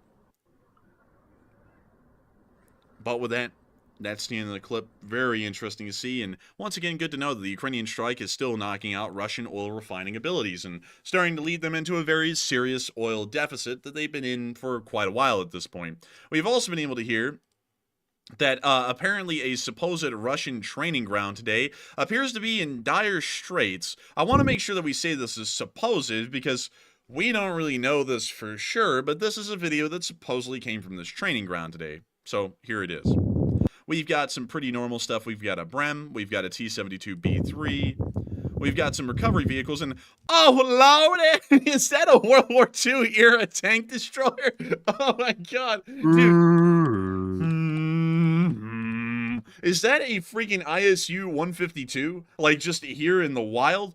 I'm not even kidding, dude. It literally is an ISU 52 from World War II. Got to bring out what you got, what you have. You know what I mean? They're apparently running low. And what else do they have? Oh my Lord! Is that a T-34-85 and an IS-3? Dude, the war is cooked. Like, I think they're over. Like, you know what? Circling back to the question, is the war in its end game? At this point, if this really is a training ground, yes, this is in the end game. There's a lot of Russian army soldiers around. And we see that there's some transports too. We don't see any civilians, so we don't believe this is some sort of a public display. So that is a freaking ISU 152 just in the wild on a training ground. Like, no joke, from what we can tell, it looks like it's actually out there and it's going to be used. That's crazy. That's absolutely crazy. Because these things were in service from 1940. Well, actually, no, this isn't that crazy, because apparently in the Soviet Union, these things were in service all the way up until the 1980s, apparently. So Like, these things got stored alongside T-55s at some point, and so they're just whipping them back out. Is this thing ever going to be useful? Hell no. Like, this thing is ancient. It was designed in 1943 in the middle of World War II and produced all the way from 1943 to 1959. Y'all want to know what the crew was like in there? There you go. There's an outline of it. You literally just had dudes standing in there, man, just handling the ammo. Like, there was no chairs or anything. You literally just had to hold on to something when they drove around and hope you didn't knock your head in anything that gave you a concussion. Like, this thing is archaic, to say the least. Let me see if I can show y'all something else of this thing. Oh yeah, this is a Panther that got hit by an IS-U-152 shell. Oh, wow. Yeah, I mean, it's got some firepower. It's literally like a heavy artillery piece that they're firing on. Well, actually, it is a heavy artillery piece they're firing on this thing. The main gun is actually a heavy artillery piece that they just mounted into a tank destroyer, and then they started using it as a tank destroyer. But nonetheless, I just want to make this very clear, folks. This thing, I don't know, like, if they're actually planning on eventually putting this thing into frontline service, because why would they be training anyone on this if they're not going to use it? I think they may actually be trying to use some of these things at some point somewhere. We'll see. But I'm not having high hopes for that if that's actually the case. Moving on from that, though, and down to Lipetsk, we did get to see the Lipetsk airfield was attacked today as well, although we haven't gotten any additional information on the actual damage of the attack. Now let me introduce y'all to the most seizure-inducing watermark I've ever seen in history. Man, that is a garbage watermark. I can hardly see the video. Dude, literally the video isn't even seen. You just see the stupid watermark pulsing backwards and forwards. That is a bad video. But we did get to see another one, though, that was apparently showing some of the drones flying around before they hit the airfield. And here's the clip right here. You can hear it. You can see it. Дрон, блядь, полетел. Охуеть не устать. It's a drone, Leon. Dude, he said, it's a drone. Shit, son of a bitch. And then that was it. That was the clip. It's like, all right, thank you. But nevertheless, it does appear that drones did impact the Lipetsk airfield today. We're still trying to assess damage. Meanwhile, in the Kursk front line, we did get to hear that apparently now 5,000 North Korean troops are currently arriving in the Russian Kursk Oblast to support the counteroffensive. We do not know if they're currently engaged in frontline fighting. This is approximately about 2 entire infantry regiments of the Korean People's Army ground forces that would be inside the Kursk Oblast, according to this number, but we do not know if they are currently involved in the ground operations. Moving on from that, though, we did get to see a little bit of unfortunate news today in the Kursk Oblast, as a Ukrainian T-64BV was hit twice by FPV drones. It appears that the crew did survive and abandon the tank, but it appears that the tank was rendered inoperable after the first hit slammed into the engine bay. You can actually see the puncture wound right there, and apparently knocked out the engine inside of the tank. You can see the second FPV drone hitting it right here, and that's the end of the clip, but still showing us that at least one Ukrainian tank was most likely lost in action today, or will have to be recovered and then repaired extensively to be put back into frontline service. Moving on from that, and on into our location unknowns, we also did get to see a Leopard 1A5 crew from the 5th Separate Tank Brigade. And we can see them here very happy and cheerful to be around this wonderful Leopard 1A5 covered in Contact 1 ERA tiles, because nothing says armor protection like Contact 1 ERA. And they love it. I mean, they just took loads of pictures with this thing. They had a fun time. Moving on from that, though, and into our next bit, we did get to see Ukrainian combat gear as well. Check this out. And hopefully, I just got to put this out there. Hopefully, none of the music in this is copyrighted. Like, United 24 isn't really the best at always making sure that it's non-copyright. So here we go. The equipment of a modern soldier consists of dozens of elements designed to help them act efficiently on the battlefield and behind the lines. Right now, various models are being tested on the real front of the world's most modern war. This review covers which of them perform the best. The state provides each soldier with several dozen pieces of equipment and clothing. However, each soldier can replace or purchase their own items, as what works for one person might not suit another. One of the key elements of a soldier's gear is armor. A plate carrier is a cover or frame into which armor plates are inserted. A bulletproof vest is a single construction made from ballistic materials. In Ukraine, bulletproof vests are classified by both local and US NIJ standards. They determine the key parameter, which bullet this armor can stop. To get an NIJ certification, each panel of the vest is shot at 6 times. 4 shots at the chest area, and 2 shots within 2 inches from the edge of the vest. The distance for pistol shots is 5 meters, and for rifle shots, it's 15 meters. According to Ukrainian military doctors, about 80% of injuries are caused by shrapnel, so the That is historically true, not only in the Ukraine war, but also in multiple other wars. In World War I and in World War II, most injuries and deaths were actually caused by artillery, not small arms fire. So remember, folks, if you're ever on the battlefield, it's actually not the infantry riflemen that you're supposed to be scared of. It's actually the artillery that you need to be a lot more concerned about, at least in the general statistical sense. NATO's TANAC V50 rating is also crucial, as it shows the level of protection against fragments. Modern armor is made from steel, ceramics, Kevlar, and ultra-high molecular weight polyethylene. Plate carriers are primarily made of durable and fire-resistant polyamide fibers such as cordura, as well as lightweight nylon. Weight is also an important factor. Special forces usually opt for lighter models, while soldiers in defensive positions aim for maximum protection against bullets and shrapnel. It's a quite common practice for infantry soldiers to use body armor with additional protection, such as Kevlar inserts for the sides, for example. They might even add more Kevlar behind the plates. The shoulder protection is essential.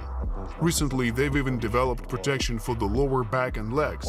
All of this provides protection against shrapnel. But when we need to cover large distances or move quietly, speed and lightness are important for us. Here, of course, we only add groin protection.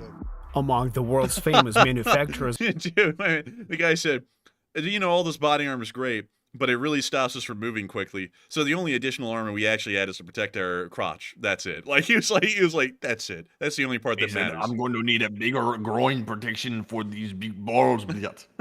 He said, I need some Kevlar protection for my steel balls. and he's like, nothing else. Arms, legs, all sacrificial. Balls, no go. It needs armor.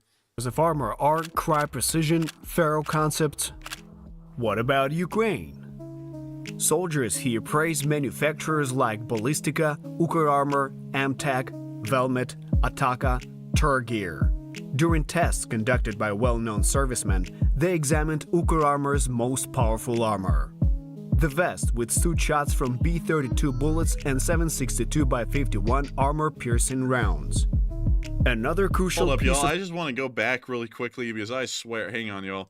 Ukr-Armor's Hold up, Matthew, watch most this really powerful quickly with me. armor. If I'm not mistaken, it looks like that plate literally just disintegrated. Like, I'm not gonna lie, man. I don't know Oh if my that one god, stood man, up that thing to the just test. blew apart. Yeah. Man, that's not good. Dude, he was sitting there saying, right when this happened, he was like, these are the most resilient. They protect against high caliber rounds. I was like, I don't know about that one, man. I just think we saw that one disintegrate on clip. Like, I was like, As you can see here, the plate just blew to pieces and it does not get NIJ certification. Wait, listen to what he was saying right up before this, man. I just gotta. Velmet, Ataka, Turgear. During tests conducted by well-known servicemen, they examined Ukr-Armor's most powerful armor. Right after he said most powerful armor, the literal plate just disintegrates like on clip. It's like, I don't know if I'd use that armor. it's like, man, it's like, what did they hit that thing with, a 50 BMG? It's like, I mean, if they did that, I get it, but like, I'm curious because right before this clip, the way this was like shown, I just want to show this again, is that they're firing an AR, it seems, maybe, with a 5.56 round, I would assume, and it then clips to the plate just being disintegrated. Most powerful armor. Right there, like that, like someone said, I think it stopped it. Yeah, it stopped it with the backstop, not the plate. I mean, like the plate literally just got evaporated by the head. Like that didn't stop it. Like the bullet's now taking part of the plate armor through your body with it, from what that looks like. Oh, somebody said it looks like it may be the spalling, like the material on the outside of the plate. It could be. I was just looking at it right here. That might maybe be the rubber coating on the plate, maybe. But then again, it would have to have pushed the plate all the way off to the left side. So I think the enforcer's right. It looks like part of the plate got blown off. I think the entire upper right part of the plate just literally disintegrated, along with the spall cover. Maybe, I mean, maybe like a lot of y'all are saying this. maybe it is just a spall cover, but isn't that a little weird to shoot just a spall cover? I mean, the spall cover is supposed to be added on to the armor plate itself. It's never supposed to be a standalone kind of a product, and if they shot it as a standalone product, why? It's not showing that it actually protects from spall. It's just showing that you just blast right through it. So, most powerful armor. The vest withstood shots from B-32 bullets and 7.62x51 armor-piercing rounds. Another crucial piece of soldier protection is the helmet. Forget the pot-like helmets you've seen in World War II or Vietnam movies. Today's helmets are high-tech items, unimaginable back then. This evolution is well reflected in the classic PSA GT, which appeared several decades ago. It now uses a combination of organotextolite and Kevlar. The ACH Mitch is an improved model of the PSA GT made from multi-layer Kevlar. It's been slightly shallowed for comfort, and its mounting system has been modernized. As you may have noticed, some helmets cover the head, including the ear area, while others leave it exposed for lightness or the ability to wear tactical headsets. Soldiers choose their helmet based on the mission they need to complete. The FAST helmet is considered a Special Forces helmet. Its distinct feature is ear cutouts, along with higher protection levels. The FAST helmet is used by Special Operations Forces and law enforcement in multiple countries. We're all used to thinking that it's cool to have a helmet without ear protection. But ideally, a helmet should offer maximum protection, like the Mitch 2000. In fact, a standard helmet with ear protection still allows for the placement of headsets, just not with a rigid frame, but rather with elastic bands. Well-known helmet manufacturers include... I want my ears to be all right, man. I don't want to come back deaf. Yeah, also, Matthew, it sounded like you were talking in a bathtub right there for a second. It's like you're away from your mic. It was like, I don't know about that one. I was like, what? I was like, is he talking? That's valid. Call me Mario Nawfall. It's valid. Yo, that's valid, man. On God, that's valid. It's like, where are you talking from, man? Ops Corps, Team Wendy, Cry Precision, Revision Military, Gentex Corporation, MSA Safety, and Maskpol. Ukrainians, of course, they've made their own helmets too, like those from Ballistica and Ukr-Armor. And the commander of the Ukrainian Armed Forces, General Syrsky, uses the Kevlar Tor D from U-Arms. On their website, the manufacturer regularly posts photos and videos showing how their helmets save lives. All modern helmets have universal mounts for thermal imagers, night vision devices, video cameras, flashlights, and other gadgets. We've only reviewed a few elements of modern soldier gear. Leave a comment if you're interested in learning about other crucial gear. Man, watching all that equipment, I just see money signs all over the place. All that stuff's so expensive that they're showing in that video. Yeah. This is so advanced and it's so cool. It's like, oh my God, that costs so much money. Man, it really does. Also, I just saw someone, Matthew. I think I'm going to have to take a moment to explain something really quickly about body armor and stuff. Someone just said something that is markedly untrue in the modern day. They said body armor, as in the armor on your body, that is supposed to be protecting you from shrapnel and bullets for the most part, is not supposed to protect you from rifle rounds. That is markedly incorrect in the modern day. Modern day body armor in the Western world is meant to protect you from actual rifle rounds along with shrapnel. What you're thinking about is most likely the PASGT combat vest that were issued out in the day, is the personal armor system for ground troops, including the vest. And let me make sure that I get the name of the vest correct. Let's see here. It was called, let me make sure that I get this correct so that way I'm not saying it wrong. It was just the PASGT vest, apparently. But the one you're talking about is this one. This was our first attempt in the United States of America to provide some sort of armor protection to the torso. This body armor is rated as level 2, meaning that it will not stop pistol rounds, it will not stop rifle rounds, but it would protect you against artillery shrapnel, which of course statistically is the biggest killer. However, as time has moved on, the United States military and many militaries around the world have started to develop steel and ceramic armors that can actually protect the body from rifle rounds.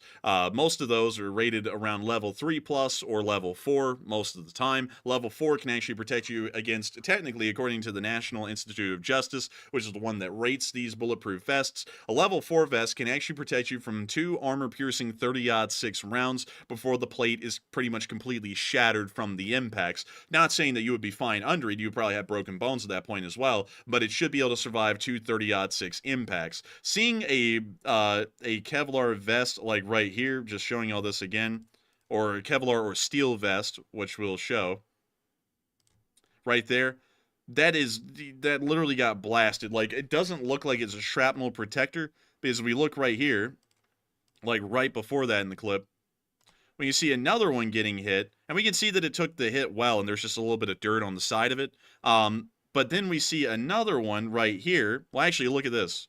We want to look at this really quickly. So they shoot that one, it had markings on it. They hit this one. And then the next time they hold it up here in the test, we can actually see that that is, in fact, a bulletproof vest. You can see the thickness of it right there, and they're holding it. And not only that, I want to go back here. That is the same bulletproof vest. It just has some sort of a cloth covering over the actual plate, but something that they shot this thing with literally blasted straight through the plate and out the other side and literally disintegrated the plate above it. We don't know what they hit it with. It could have been something really big. It could have actually been a 50 BMG maybe, and it just obliterated the plate because they cannot survive that. It may have been a 7.62 by 51 round, and this plate is maybe a level 2, maybe just a level 3, maybe, or a level 3A, and it's not rated to survive that. We don't really know, but it was interesting to show that clip where a plate clearly got destroyed while talking about, they can withstand a good bit. It's like, what the hell did they hit that with then?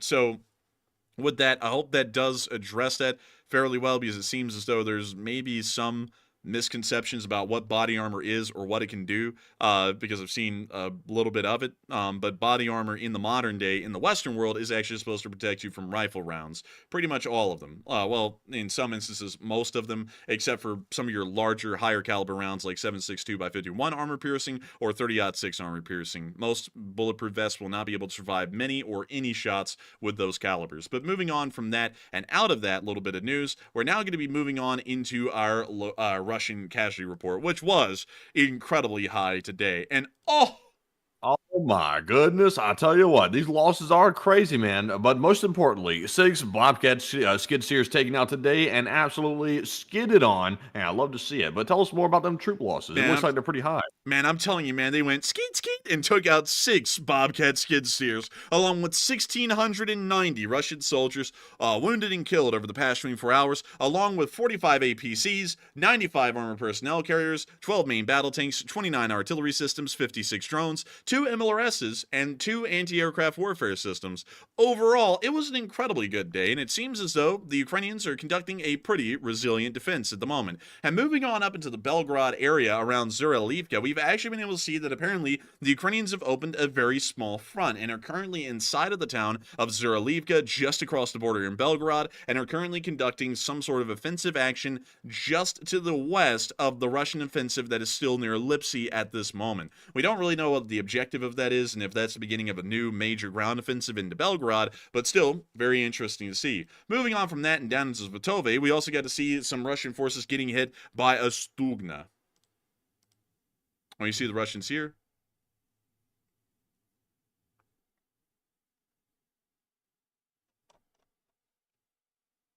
and we see them getting blasted. And we can see a drone view here of the Russians as they walk along and they get blasted. Oh, very gruesome, blade. And we see one of them running for the hills. He's like, oh, blade! And here you go. Other fellows take sleep. A very long sleep. A long-lasting sleep. But moving on from that and down into Kremenna, we also got to hear that the Russians are apparently in this area not getting paid for 3 straight months. This is a collective appeal to Vladimir Putin. My last name is Akolov. My last name is Gulubiev. And we are now in the Special Operations Zone where we are performing combat missions.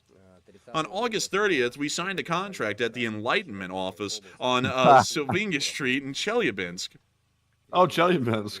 We have been serving here for the 3rd month in a row, but we do not see any money promised to us when we signed the contract. We call the enlistment office, they tell us to call the social department. Oh. The social department calls us and says, the enlistment office hasn't provided us with any documents. As a result, they simply kick us back and forth. Much like our commander. And lately, they hang up the phone as soon as they hear our last names. They say, we can't help you anymore. There's no information about you. So it turns out that we serve here, but no one knows about us at all. Who are we? Why are we here? I see in the You said you clip. having identity crisis, Bliat. You don't know who you are, but go out there and fight, Bliat, because that's the least you could do. I went to the Enlightenment office and I was enlightened that a bird in one hand is worth more than two in the bush, and then I signed the contract. But moving on from that and down into Bakhmut, we also got to see a Russian turtle tank scooting by.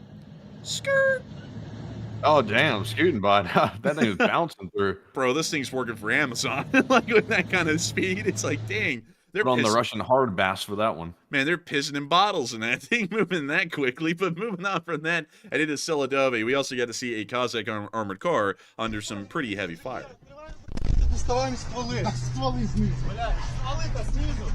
You see them speeding. We see him grabbing his AK here.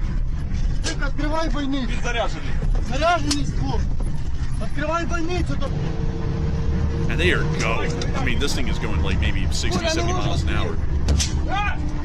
Oh.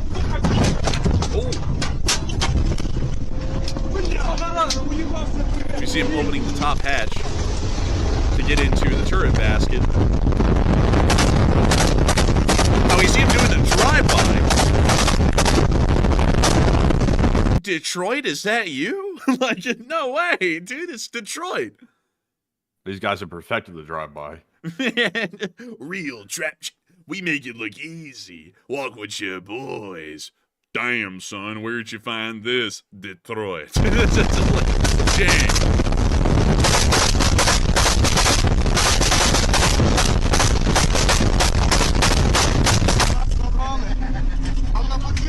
We still see them going about like 70 miles an hour, maybe. Down this very narrow road. Now see them rolling through another area. We can't really tell where, but we can hear them taking gunfire.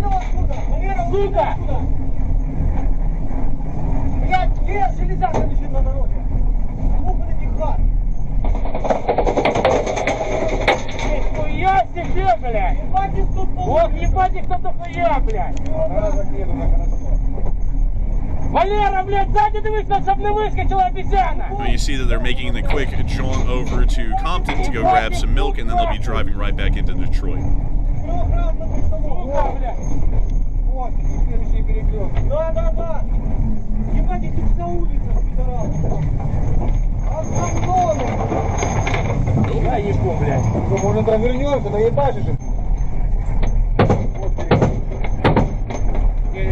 Here's some more rifle fire.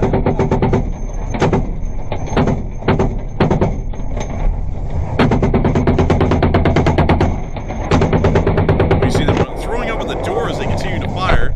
You see them now closing it, the business being done. And that's the end of the clip, but still a very interesting kind of a clip to see, a drive-by, quite literally. But moving on from that and down to the Star Mikhailivka, we did get to see some Russian equipment down here getting toasted. Whoa, whoa, excuse me with the trap funk. We don't have that here. We can see the Russians, though, getting hit below. Oh! Samir, you're breaking the car, Samir. Oh, and they just blew up a basement. You see them? So Hunter Jenkins said the bro just hit the ad-libs with perfection. That was not the intent, but it kind of came off as that, didn't it? Yeah. Someone said, you may not have trashed Canada, but you sure be trashing my home city of Detroit. Well, let me tell you something. Detroit is not exactly known for being totally safe, is it? So it may be your home city, but I mean, nothing wrong with Detroit if you're from there. We're from a sketchy city ourselves, but I do recognize that my city I came from is quite sketchy. Detroit is quite sketchy as well, I must say. Oh, we literally moved from our hometown in Montgomery because the murder rate was getting insanely high, and people literally were dying like just blocks away from us when we were finally moving. And like, if you said anything bad about Montgomery, Alabama, I wouldn't be like, how dare you? Like, I would be like, yeah, honestly, that's true, because it is, you know, like, you know, I'm from there, you know, there's got some connection to it, but I'm not going to deny reality, you know. It's not really like Detroit's known as a holiday resort, you see. It's more so known for the violence that used to plague the place before almost everyone left, and now it's now to a third of the size it once was. But like really, I always said, hey, Ma, we need to move somewhere safe. Where are we moving to? I said, let's go to Detroit. Said nobody ever. Yeah, and you know, the thing is that we're making fun of Detroit, but one of the most dangerous places in America, which is Bessemer, Alabama, is literally, I think, just like 10 miles from us. And according to the murder rates, it is the most dangerous place to live in America right now. Like, no joke. They beat Chicago. So with that, we're now going to be moving on from that little bit of news right there in Stara Mikhalivka and move a little bit further on down the line and into the Kerch Strait, as we did get to hear, according to a Telegram post from Fighter Bomber, that there is a Ka-52 that will be conducting some eternal flight down there. So eternal flight brothers to the Ka-52. Meanwhile, down in Georgia, finally getting on down into Georgia, because you know, the devil did went. Well, the devil did get. What happened, Jack? I mean, come on. I mean, what are y'all paying or something? I mean, come on. There's nothing wrong with me. Moving on from that, the devil did go down to Georgia, and the Russians appear to be going down to Georgia at the moment right now. From what we know, an election was just held in the country of Georgia. And interesting enough, the party called Georgian Dream, which is literally the name of the party. It sounds like some sort of a dessert, like a pie here in Alabama. Like that would be called Georgian Dream. That's like made of chocolate or something. But nevertheless, we did see that they did end up winning the election. And as soon as they won the election, because it seems as though there was a lot of fudging of the numbers that went on, riots started to break out. We hear someone eating chips.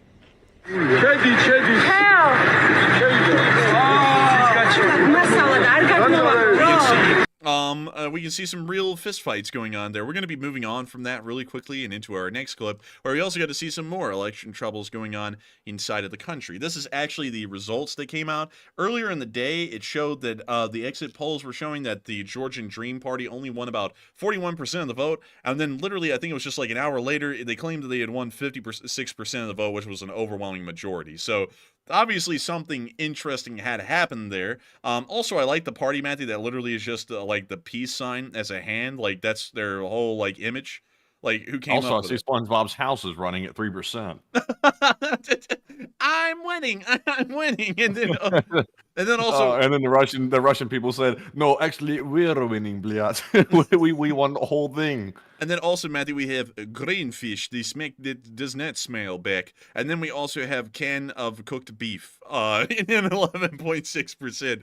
A very interesting kind of a political party symbology going on here in the state of Georgia, well, the country of Georgia, but nevertheless, and also when I said state, I meant the nation of Georgia, but I know some people are going to be thinking it's the state of Georgia here in America, which is not the case. But we did get to see... Well, actually, Enforcer, just to clear this up, by the way, people thought they were going to flame me earlier on the video when I said the state of Georgia. That is actually the correct term. You can say the state of Georgia, meaning the country which borders Russia, because in political science, a state means a governance of the people. So it is a state, and you can call it the state of Georgia. Although that does cause confusion, I will say that, because obviously there is a U.S. state called Georgia. But in this context, though, we know what we're talking about. It's pretty clear. Yes, that is like saying the state of Israel. Obviously, it's not a state in America that has 2 senators and a couple of representatives. It's a country, but you can still call it a state. But some people do not know that, and some people, and this, I'll tell y'all something, y'all. I'll tell y'all something. Sometimes you sit there and you catch yourself when I say something like the state of Georgia to anyone who knows terminology, which is pretty much all of y'all. Y'all will know that that's a country. But then there's going to be a couple of people out there who are who have fallen off the wagon, I guess you could say. They're the idiots of certain villages that are missing, and they will insist upon their ignorance that a state can only be a state inside of America. It can't be a country, and so then you always have to factor that into when you say stuff. Can you say something that will make sense not just to 98% of people, but the remaining 2% that will insist upon their ignorance that you're stupid because you actually used the proper term for a country? So then I'm like, oh, let me say it's a country so that way people aren't thinking I'm talking about the state of Georgia here in America. But anyways, we did get to see that some thugs of the Georgian Dream Party started to conduct political repressions immediately. It started taking off the offices of other political parties.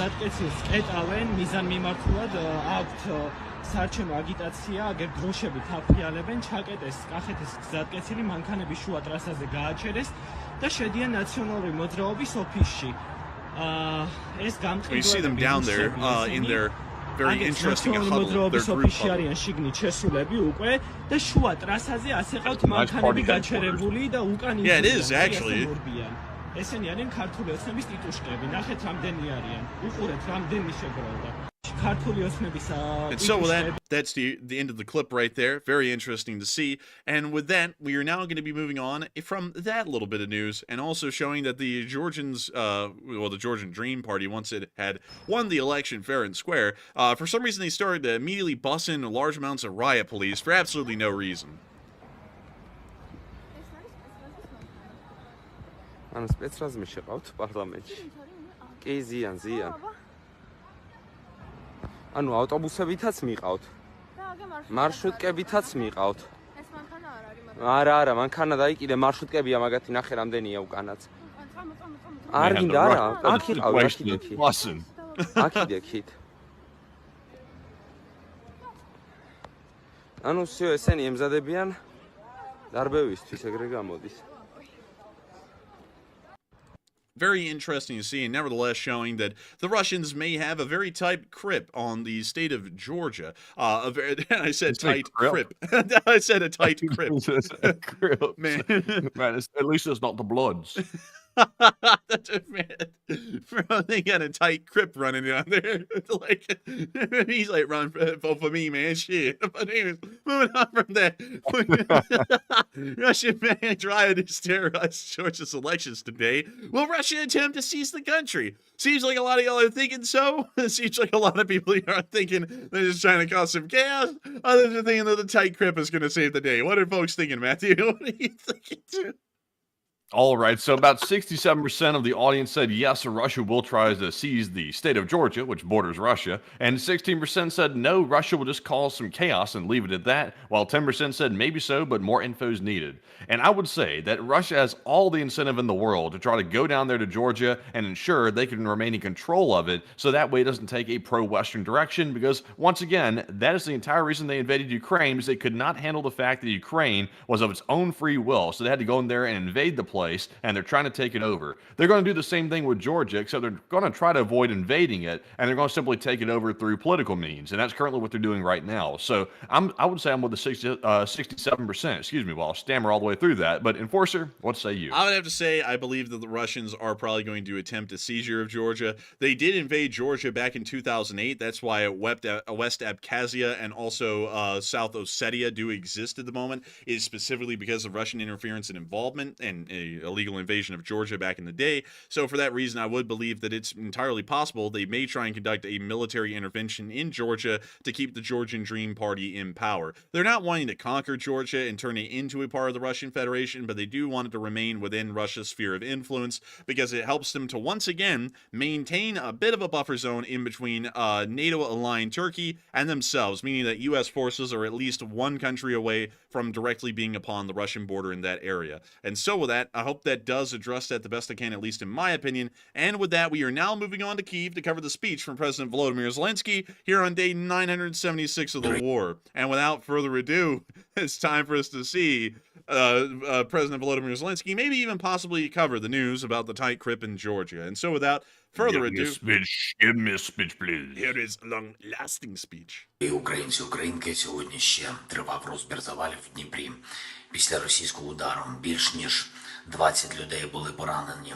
Цим ударом усім надано необхідну допомогу, але, на жаль, 5 людей загинуло. Серед них дитина. В Києві від наслідків удару шахедів загинула дівчина, 14 років їй було. Мої співчуття всім рідним та близьким. Сьогодні завдано удару по Костянтинівці, Донецька область. 4 працівників поліції постраждали. Обстріли були і на Сумщині, і Харківщина. Під ударами Донеччина, на півдні нашої держави. Це Одеса, Запоріжжя, наша Херсонщина. Кожна така доба війни доводить лише те, що в Москві налаштовані на продовження агресії. Більше нічого вони там не хочуть. І саме тому вони намагаються збільшити їхнє оборонне виробництво. І саме за рахунок обходу санкцій. Саме тому беруть у спільники все більше Північну Корею. І вже днями їхні солдати можуть бути на полі бою проти України. Україна змушена буде в Європі фактично воювати проти Північної Кореї. Це умови, коли відсутність більш сильних рішень партнерів на підтримку України тільки спонукає Путіна вкладатись далі в терор. Світ може зупинити розгортання війни, абстракцій та слів для цього замало. Конкретні кроки потрібні. Ми дали всі такі кроки в плані перемоги. Те, що не дозволить винуватцям війни стати ще більш агресивними. Ми очікуємо необхідного більшого тиску на Росію. Ми очікуємо більшої підтримки для України. І це буде справедливо. І час, який спливає, поки рішень немає. Це, на жаль, постійні російські удари. Це постійні втрати наших життів. Наступний тиждень буде часом нашої дуже активної роботи з партнерами заради підтримки наших воїнів, передусім воїнів на фронті та заради нашої стратегії примусу Росії до завершення війни. Ми готуємо важливі сигнали підтримки. Сьогодні ж я хочу відзначити різних наших людей, які щодня і щоночі працюють для захисту українців від російських ударів, які надають допомогу і завжди на захисті життя. Дніпро. Весь колектив ДСНС України на Дніпровщині та особливо Євген Панчук, Дмитро Сауляк, Дмитро Лучка, Олександр Тиква. Також працівників Національної поліції Олексій Скакун та Карина Алієва. Я дякую вам та вашим колегам з Суми і область Олександр Матвієнко, Віталій Каплун, Юрій Костюк. Це працівники ДСНС України в області. Також поліцейські Сергій Заруцький та Геннадій Терещенко. Дякую вам, хлопці. Херсонщина, рятувальники Олег Засименко, Костянтин Набока, Дмитро Волков, Микола Катрук, а також капітани поліції. Обидва служать в Корді. Це Дмитро Гмиря та Андрій Катлюба. Дякую. Харківщина, хлопці, які працюють в групах для евакуації людей із зони небезпеки. Працівники ДСНС Володимир Затірка, Євген Афонів, Сергій Качаненко та з Національної поліції України Сергій Гуськов та Уліян Пігаль. Дякую за цілодобову роботу і реальне служіння людям та Україні. Дякую всім, хто з Україною, хто з нашим народом, кожному воїну дякую, хто захищає нашу державу, тримає наші українські позиції і всіма своїми силами знищує окупанта. Обов'язково маємо захистити Україну. Слава Україні! And the Rum Slava. Heroam Slava. And with that, that is the end of the speech from President Volodymyr Zelensky here on day 976 of the news of war around the world, really, to be entirely honest. And with that, that moves us on into the second segment of this stream. And we have loads of stuff to talk about. An incredible, great deal of long-lasting things to talk about. And also, really quickly, considering that we've made it all the way through the news segment now, largely without a hitch, I do have to say something that we weren't really able to add on to a little while ago. We have now actually hit 300,510 subscribers at the point I'm talking to y'all right now, meaning that we've actually gained about 1.5 thousand subscribers just today. And I do have to give a huge thanks to everyone who's been joining this channel in the droves recently. It's just been really crazy to see that the channel has exploded in size and popularity, really just over the course of this year alone. At the beginning of this year, we were around 156,000 subscribers, and we truly thought we were going to kind of end up being hard capped at that point because of the actions of some pretty questionable people in other realms of YouTube who had decided to say some not-so-savory things about the channel that were largely unfounded. But nevertheless, we got to work, and all of y'all got to work as well, continuing to watch the news from this channel. And over the course of those 10 months, since then, we have been able, really over the course of the entire year since then, because that actually happened about a year ago at this point, we have been able to grow this channel into being an absolute monolith in the sphere. And it is a crazy thing to see so many people who have continued to come here to get the news, and not only that, for the channel to grow twice the size it was by the point it was at this year. That is absolutely crazy. And I have to say it again, and I'm actually quite serious with this. I never thought this channel would actually reach 300,000. Matthew thought it was a really big thing when we hit 200,000. I thought it was going to be a really big thing when we hit 250,000, because I thought at 250,000, there's no way that this could get any bigger. Most channels just kind of end up hovering around that size after a while, and that's that. And nevertheless, quite literally, over just the past month and a half, we've ended up going from about 250,000 to 300,000 right now. And we cannot thank all of y'all so much once again who has joined us here just over the past month and a half and have subscribed to get us up to this point. And I also have to thank everyone who has stayed the course with us the entire time over 3 years. Most people don't really have a 3-year-long attention span, at least on most other YouTube channels. Most YouTube channels that are fairly normal kind of live and die over the course of just a year or two, but this one has ended up going for 3 straight years. And a huge shout out to Rita Fuchs, who just threw in a $300 super chat as their first one ever, which we will be getting into. Wow. Largely kind of online with the 300,000 subs. That's a $300 super chat. Pretty crazy, and thank you so much for that. But nevertheless, all I'm trying to say to everyone is a huge thanks once again. I just cannot say it enough how appreciative we are of all of y'all being here, and hopefully we'll continue to grow this channel to be even larger and grander than ever before, thanks to each and every one of y'all's continued viewership of our news and how we do it on YouTube. And so with that, a big thanks once again, and with that, Matthew, take it away. And throughout all the years, Bliat, we've been watching this YouTube situation. Hot Dog Man still grieves. He says, well, how come I don't have a long-lasting success? I have long-lasting failure. How did it end up this way? I have no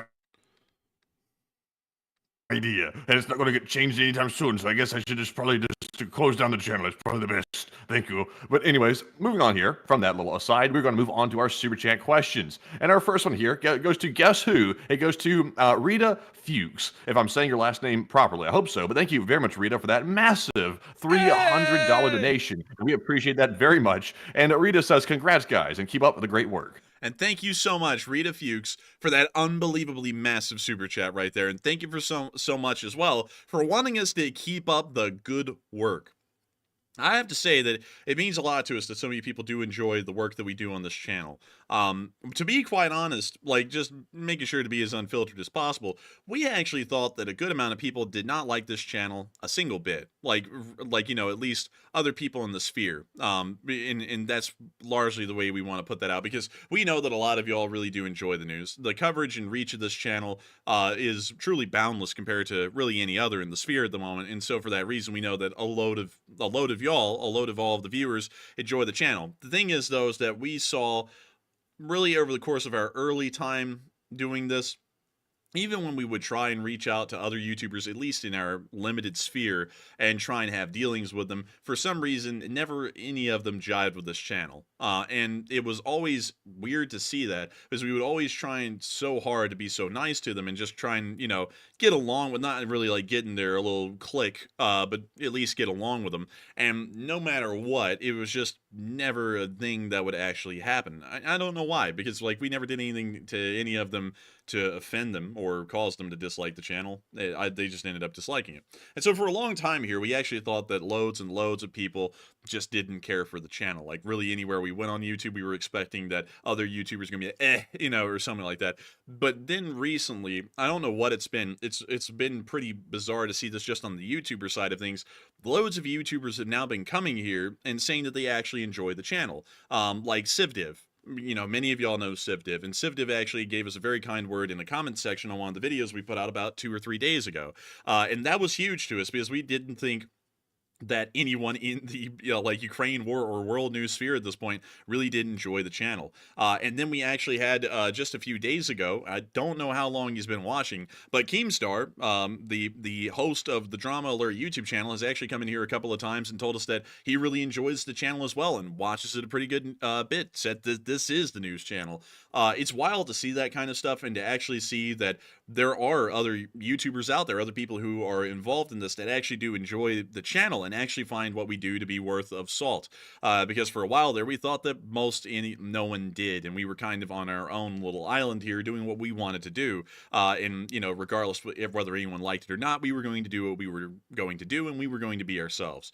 And it's good to see that many, many people have enjoyed this channel, and I got to thank you so much as well for being one of those people, Rita Fuchs, because the thing that we've pretty much subsided into as far as like a line of thinking on this channel is that it does not matter whether people get along with us in the YouTube sphere or not. We love to see that Civdiv, Keemstar, and others are really loving this channel. It's actually great to see that. It makes me feel a little bit better about running the channels, knowing that other people who actually run YouTube channels actually do like what we do. But most importantly, the thing that's incredibly important to us is that viewers that are watching this channel and are part of the LSA actually enjoy what we do, because no one really has been here for the longest time, for that matter, at least, cheering us along and encouraging us to keep this news going out, except for y'all, the viewers yourselves, the subscribers to this channel, the members of the LSA, the countless hundreds of thousands of y'all that are here right now. Y'all are the people who have made this channel possible and have given us the encouragement and the inspiration to keep this thing running. We can't thank folks enough for all the kind stuff y'all say in the chat, all of the kind mentions that we've gotten by other people who've watched this channel as well, like General Petraeus, Jan Lipovsky, the foreign minister of the Czech Republic, and everyone else in the background who has come forward and said that they really enjoy the channel and love it. Regardless of what position y'all are in, where y'all are from, we're thankful for all of y'all's kind words and all of the overflowing support that y'all show this channel, because it gives us a lot of encouragement and a lot of energy to be able to keep this thing running each and every day and to get the news out to each and every one of y'all. It's just crazy to think that tonight we hit $300,000, not $300,000, 300,000 subscribers. I got the super chat number and the subscriber count mixed up, but nevertheless, $300,000. Yeah, it's not $300,000, but it is 300,000 subs. It's crazy to think that we have hit 300,000 subs at this point, because it honestly feels like that is a make-believe number at this point. I never even thought we would get that far here on YouTube. And so with that, thank you so much once again. I hope that does address that incredibly well. And thank you once again for the support and helping this channel to keep on running. And with that, we are on to the next one. And Matthew, I wish I could fix that. I don't really know if there's a way to fix that. And so let me see if I can quickly try and do something, and we'll see. So give me just a second and we'll be right back, folks. בחרמון נמס השלג בחצי הלילה, בחרמון זורם לו פלג בחצי הליל, אבא שם על הר השלג בחצי הלילה, שר שירים על נס בפלא עם כל ישראל, האביב שוב צוהל ואיתי משתולל, איזה לילה, איזה לילה, איזה לילה, איזה ליל, האביב שוב צוהל ואיתי משתולל, איזה לילה, איזה לילה, איזה לילה, איזה ליל. בבקעת תמר פורח בחצי הלילה, הירח שם זורח בחצי הליל, שם אחי ודאי שומע בחצי הלילה את שירנו השמח כאן בישראל, האביב שוב צוהל ואיתי משתולל, איזה לילה, איזה לילה, איזה לילה, איזה ליל, האביב שוב צוהל ואיתי משתולל, איזה לילה, איזה לילה. All right, everyone, we're back. Hopefully that fixes it. If it doesn't, I don't really know what to do from there. But still, thank you so much once again for that insanely massive support and helping this channel to keep on running, Rita Fuchs. Because if it was not for folks like you, we wouldn't be able to make this thing possible and keep this thing running. And of course, long live the Lee Spring Army, and thank you for your first super chat to the channel ever. And with that, we are on to the next one.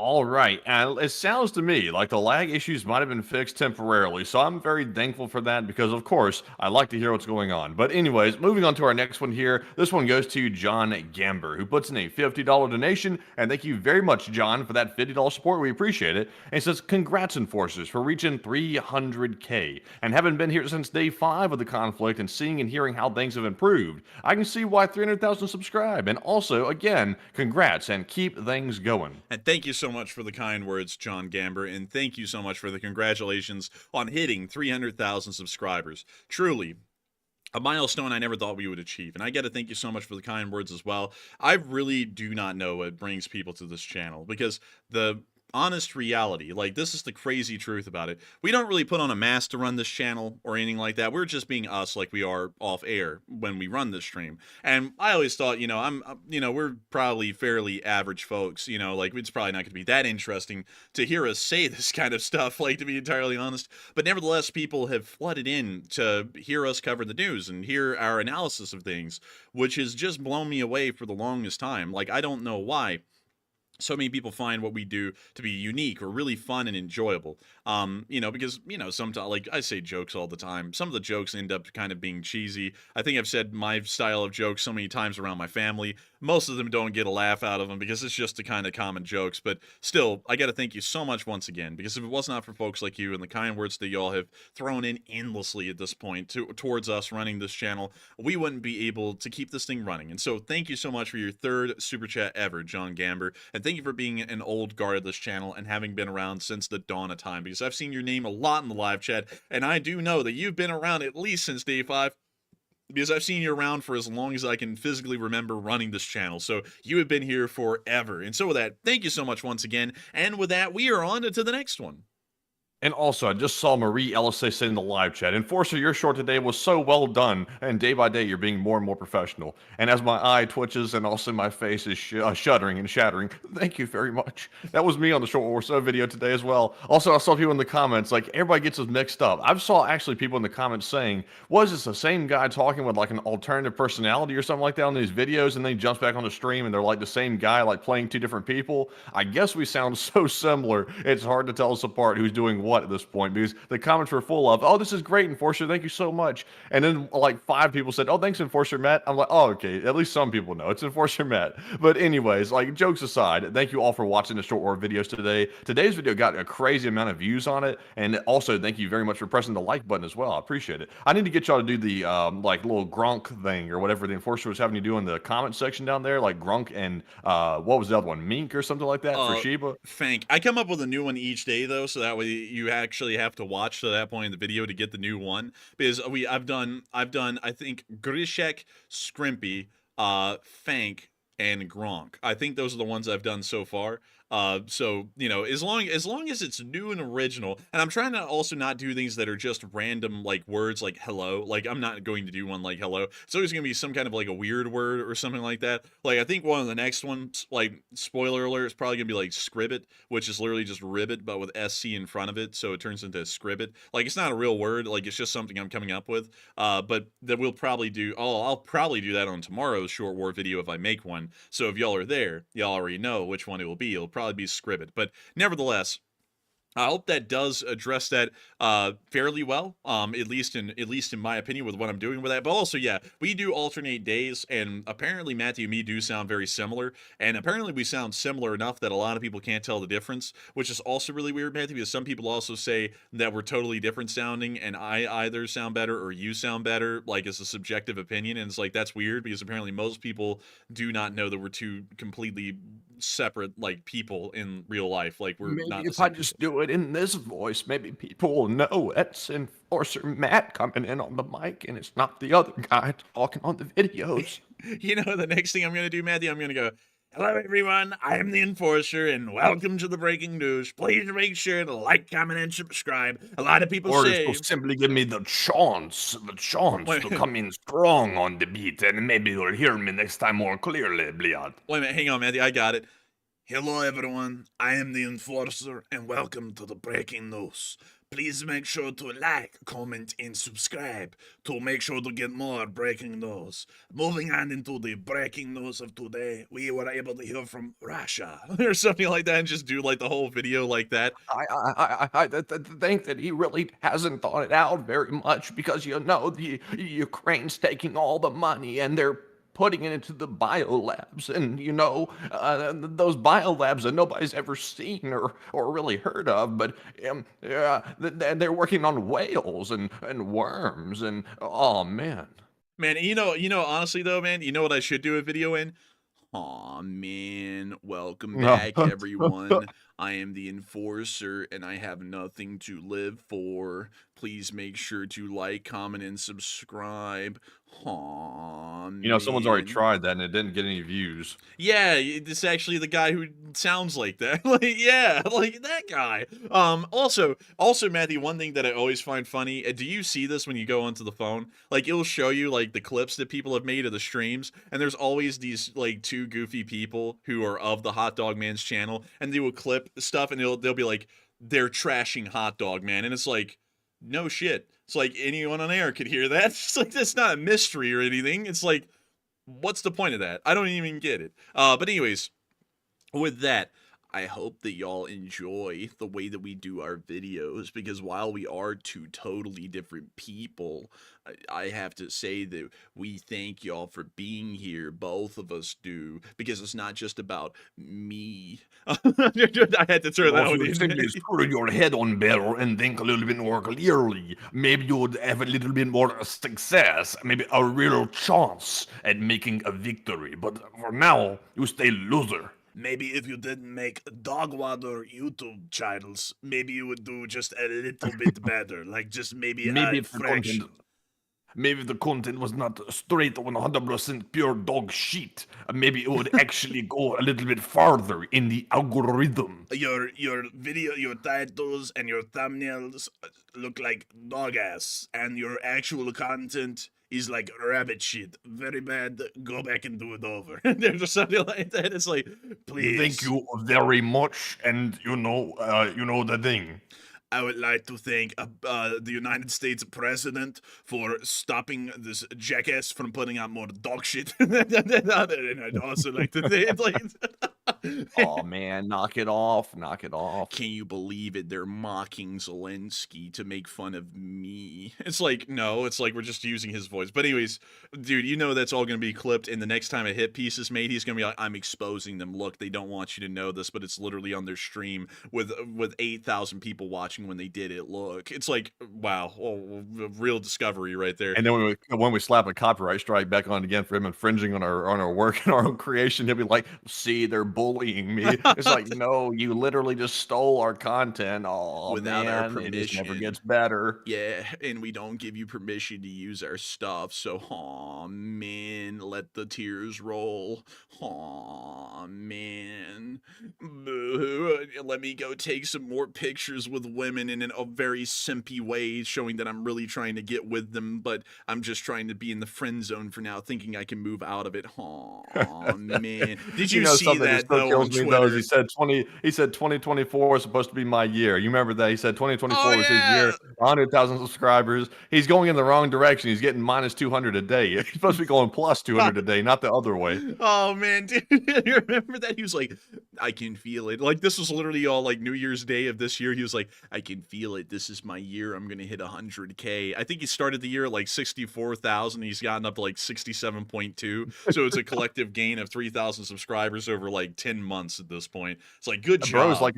Bro's like a you know, the negative end of the magnet. He's like pushing everything away, like success and stuff like that. He's pushing everything away, man. It's like he just can't win for winning. Dude, and I also like this, man. Like, he'll sit there and he'll be like, hey, other YouTuber, I like love you, dude. Like, we should talk. And then when they don't talk to him for like 5 days, he comes out with another video and he's like, that YouTuber can suck it because they are terrible and I hate them. And I'm like, oh, what? I'm like, dude. And then he'll go back and do it again. He'll be like, I love you. Please talk to me. And it's like, bro, they know you're lying. It's like, what are you doing it again for? Grow up. It's, oh my, that's crazy, man, honestly, because like, I don't even know how in the world that guy, like, doesn't put on the clown makeup and look like the Joker, like Joaquin Phoenix Joker, and, like, do the smile thing when he does that crap. Because it's like, does he think anyone buy? Well, wait a minute, you're saying it's common? No, it's coming. Oh, yeah, it's coming. I mean, because it's like, I don't even know why the hell you think anyone's buying that at this point, because no one's selling. Like, it's dumb. But anyways, with that, also, Jarhead40 said, do the whole broadcast of Zelensky. I wish I could, but that really, like, grinds my vocal cords. Literally, it hurts to do it. Oh, it does me too. I don't know how Zelensky does that. Like, that's not his, like, totally normal voice, by the way. Like, the way he usually speaks is a little bit more like flat tone than that, a little bit more neutral. That really raspy, like, low down, deep style voice that he does, that's something I think that he puts on, because that's not the way he used to speak. And I don't know how he keeps it up either, because that voice will grind your vocal cords up. Yeah, I don't know how he does it, to be entirely honest, because I remember at the beginning of the war, he used to be like, we have to remember that they're going to invade our country, and everyone needs to come to our support. And now he's like, I have to thank everyone for the chance. And it's like, how the hell do you do this, dude? Like, all day. Like, I'm like, that literally rips my vocal cords apart to do it for like 5 minutes. And he does it all day now. I'm like, that's crazy, really. But I give him commitment for that. I don't know how he's maintaining his vocal cords, but you know, he's apparently doing it. He's just keeping it going. And also, someone said, do Rodney. Oh, Tom actually said it. Tom actually said, gee, do Rodney for 300,000. You know what, Matthew?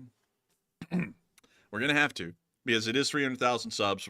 We will not deny a request. And so, oh man, I'm telling you. Oh man, I get no respect around here. Oh man, I run a YouTube channel and then people tell me that you're getting the tube. Oh man, I'm telling you. Oh man, that's the hot dog man though. Oh man, he's really getting the tube. Oh man, I'm telling you. Oh man, I'm telling you, the hot dog man, he gets no respect around here. Oh man, I'm telling you. He used to sell hot dogs, now he gets them. Oh man, I'm telling you. Oh. And they're not the kind that you buy at the hot dog vendor. Oh man, no, they're pure beef. But with that, oh goodness. And I mean, sounding like Rodney a little bit. But anyways, with that, for now, we are going to move on to the next one. So what do we got, Matthew? All right, so moving on here to our next one. Excuse me, as the Volodymyr Zelensky voice has absolutely destroyed my vocal cords. And this one goes to Tom Does Cars once again. He throws in a 30 this time, and thank you very much, Tom, for the support. He said, I've been coming here for news since about 2 weeks into the Ukraine war, and you guys always have the best news on the conflicts going on, and go LSA. Hey, and go LSA. And thank you so much once again for the support and helping this channel to keep on running for a long-lasting time, Tom Exman. And also, hold up, it's Tom Does Cars. I'm so sorry. Let me go get the spreadsheet because I'm trying to do it without the spreadsheet open because I heard, Matthew, that apparently Google Chrome as a browser eats up an insane amount of RAM for each tab that's open. And the more you have open, the more RAM it eats up. And so I'm trying to see if that helps a little bit. It honestly isn't. So I think that might be a bit of a misnomer. So let me go pull up that spreadsheet and let me go read these in order so that way I can just easily find them instead of having to switch in between the live chat and the super chat tab to be able to read this. So I thank you so much for the support.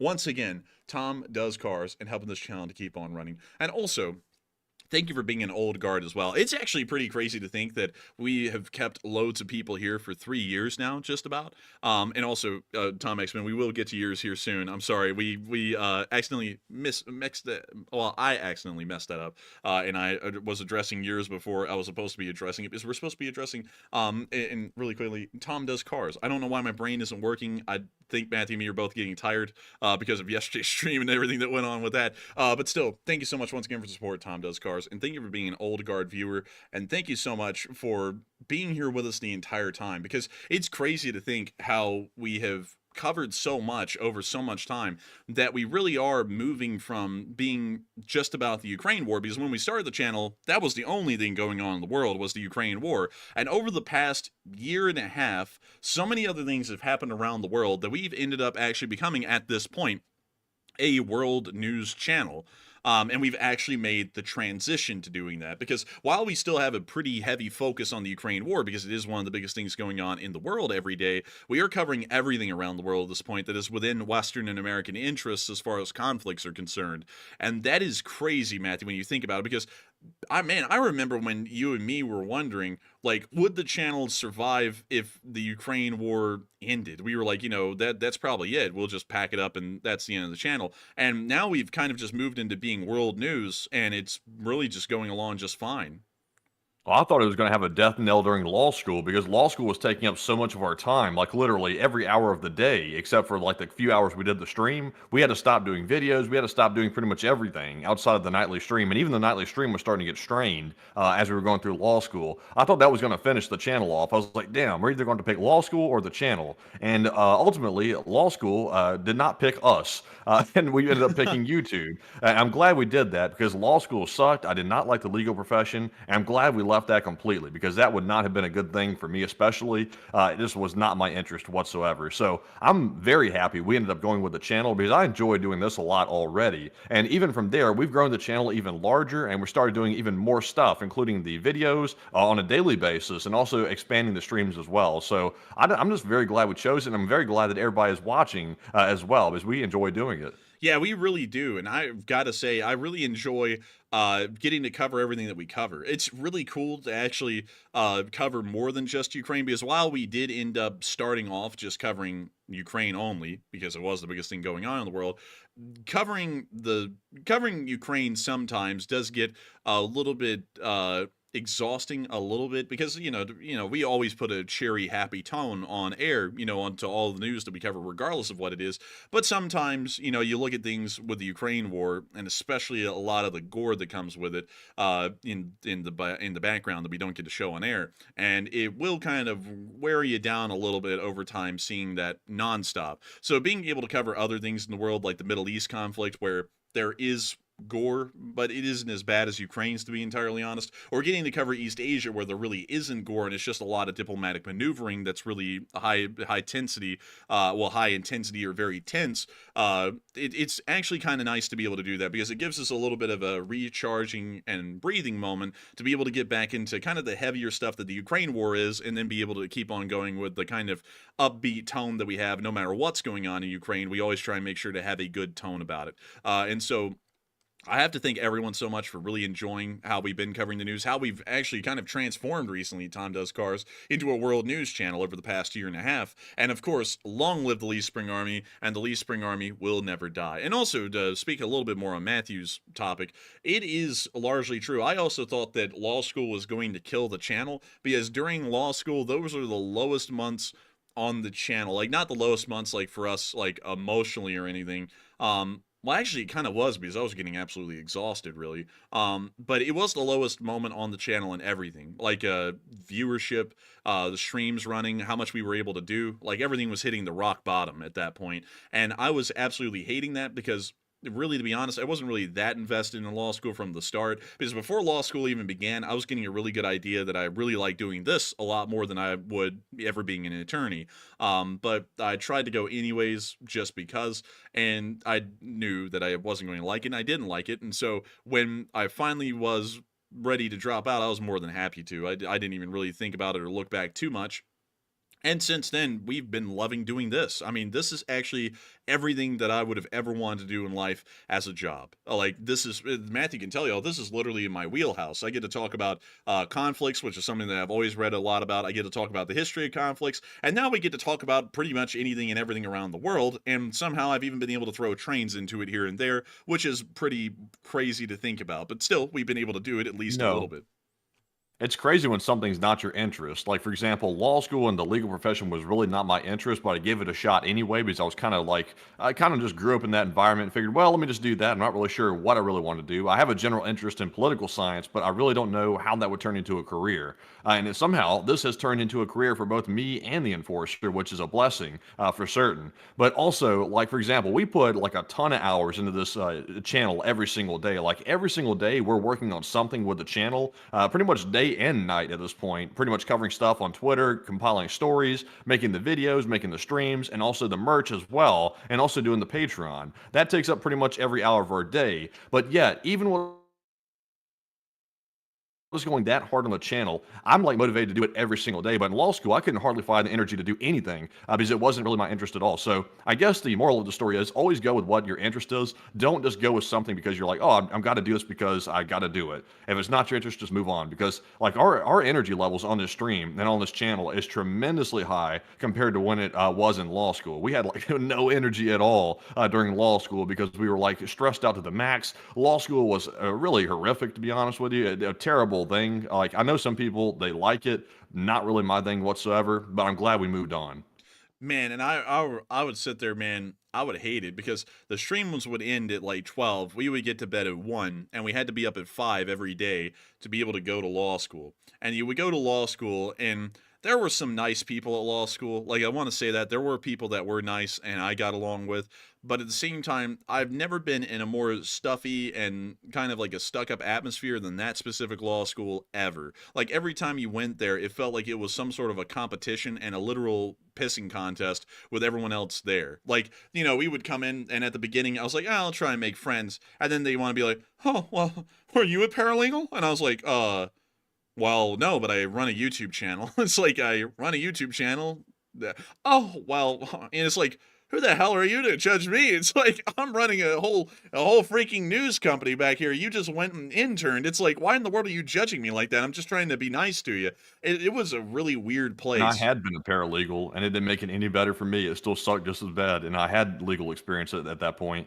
Yeah, and I was like, this is just dumb. You know, it really was dumb. And I and then you would sit down in these classes, and you would just hear stuff, and it wouldn't make any sense. No one would really help you to try and make it make sense. And then when you actually talk to anyone in the legal profession, they would tell you that it doesn't make any sense, and that's not actually how it works. And then you'd be like, okay. And then you would try and still work with it anyways, because you have to make the grades in law school to be able to keep going.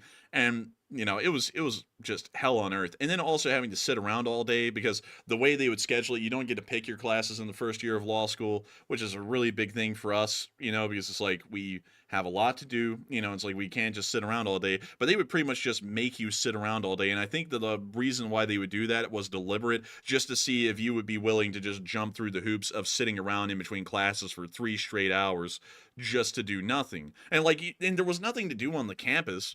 It's not like you lived on the campus or anything when you went to law school. You had to live off the campus or something. So you would show up and you would just be there in the law school, and then you would wander around to that goofy ass Chick-fil-A and get something from there, and they never cooked it right, and you were always paying a 25% markup on Chick-fil-A. It was just weird. I didn't like it one bit. But anyways, with that, I hope that does address that well. I'm just glad we're out of it, to be entirely honest. And thank you so much once again, Tom Does Car, for the support and helping us to keep this thing running. And long live the LSA. And with that, we are on to the next one. All right, and our next one here is going to go to Melinda Grifford Vaughn, who puts in a $30 donation. And thank you very much, Melinda, for that $30 support, and we appreciate it very much. Excuse me, goodness. Man, that Zelensky voice is killing me over here. I just breathed in a minute ago and it went. I was like, "What the hell's going on?" Dude, I shredded my vocal cords. You did the Zelensky impersonation, and now you're going to be doing a British factory worker with tuberculosis impersonation for the rest of the night. You're giving it. I've been working in the factories for 7 years, Governor. I've been working in 14-hour shifts, Governor. It's like, dang, dude. But anyways, go ahead, Matthew. What do we got? All right, so moving on here. Let me go back and try to get my mind together here. We did get the one from Melinda Grifford Vaughn that we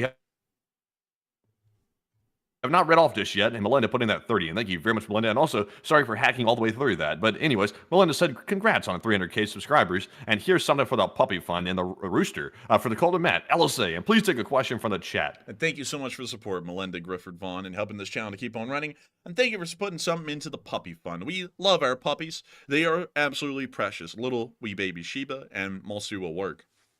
We loved them so much. We were actually just petting them and loving on them before the show, giving them all their little cuddles and pettings that they need to be able to go to sleep. And then we had to go and get them to, go do their business before they went to sleep. But they're always so sweet. We love them so much. And also, I have to say this.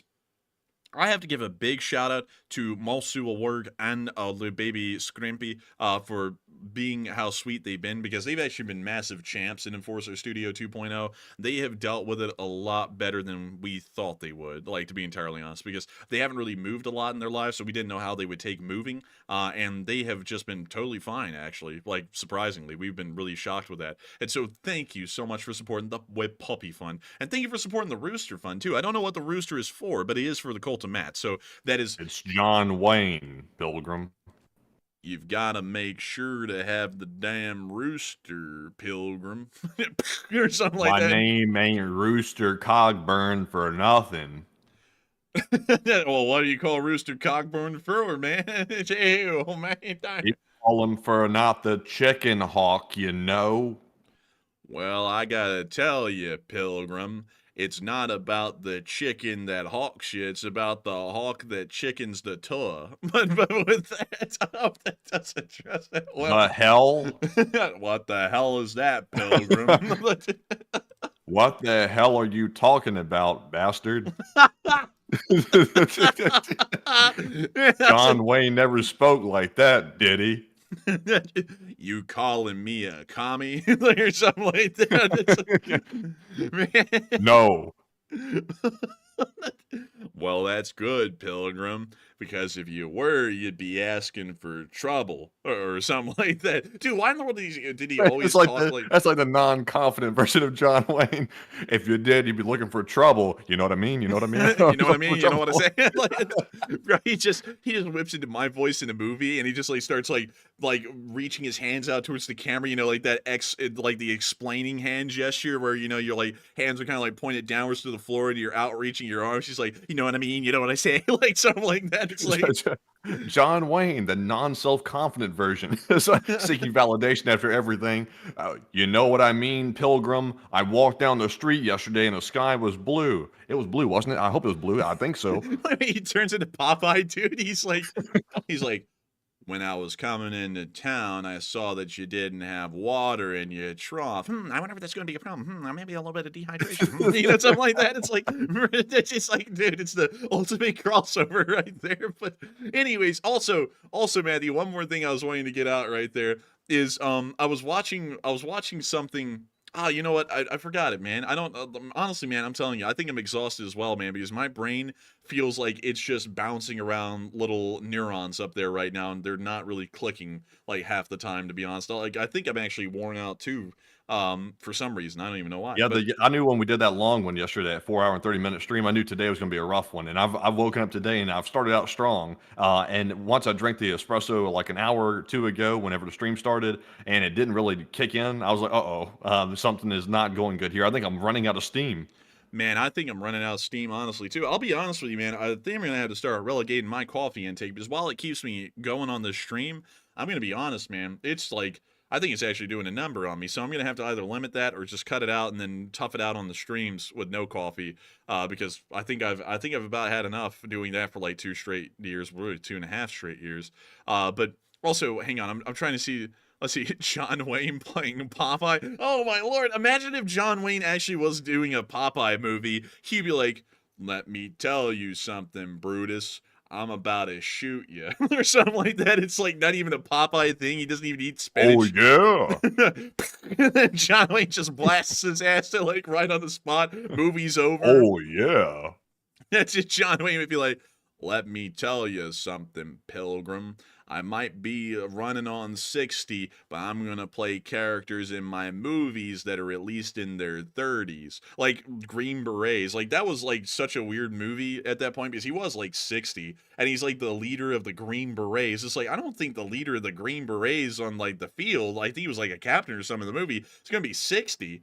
It's like, that's a little out of place. It's like, you know, I think like if we're talking about at least a comparable time frame movie, like Mel Gibson in We Were Soldiers was like a fairly appropriate age to represent Colonel Hal Moore in that movie. It's like John Wayne was just too old at that point to be in Green Berets, like in my opinion. Should have been directing it, not acting in it. But though, I will say this, I love the movie The Longest Day. Like that was like, I think in my opinion, John Wayne's greatest movie, because yeah, he did a lot of like the spaghetti western stuff, and the spaghetti western stuff is good, but at the same time I just think The Longest Day was like the magnum opus of like John Wayne stuff, if we're like at least talking about it in my opinion. But anyways, wasn't he in that movie called Tabasco? Wasn't he? I think he was. Let me go Tabasco movie. I remember that when I watched it. It was one of the few that I think he was in, or one of the like those movies, those military movies that I watched. And I just remember they walked to the little like dining room table, or someone said Tabasco, and he was like, "Really?" I was like, that's all I remember about it. Was it him though? I couldn't find that movie, man. Like I've typed in Tabasco, there's no movie called Tabasco. Let's see, Tabasco military movie. Maybe it wasn't called Tabasco. That's just what he said in it. Hold on, let's see here. I gotta tell you, Pilgrim, that movie would have been sponsored by the Tabasco company of the McElhenney family. Let's see here. Now I'm not nuts. Like I know I watched a movie that the guy said Tabasco in it. And let's see. Hold on. Okay, y'all help me out here in the chat. Someone said I remember that. Okay, I'm not nuts. There was a movie where he said Tabasco in it. Let's see. Was it John Wayne? Let's see here. I'm concerned now. I feel like one of those old people getting dementia. They're like have to get stuck on the topic and make sure they're not going nuts. Let's see. Tabasco. You know, John Wayne actually had a MAC-10 in one of his movies. Did you know that? That seems a little gangster, Pilgrim. Yeah, but no, here's the picture. He had a MAC-10, dude. Oh, like, no okay. shit. He's got a can on it too. He said, I'm gonna grease you and steal your bitch, Pilgrim. It's like, Damn. bro, this ain't his movie. It's like, what is he doing? What is he doing, man? Like, bro, I remember seeing this, and they tried to make the MAC-10 out to be super cool. And I'll be honest with y'all, like, the MAC-10's all right, but it's not like the best thing out there at all. And so it was weird to see them making out the MAC-10 with a psionic suppressor, which is actually like original, to be cool. And this was actually, like, to let y'all know, this entire movie was pretty much a sponsorship by Military Armaments Corporation, which is the people who made MAC. That's what MAC stands for, is Military Armaments Corporation.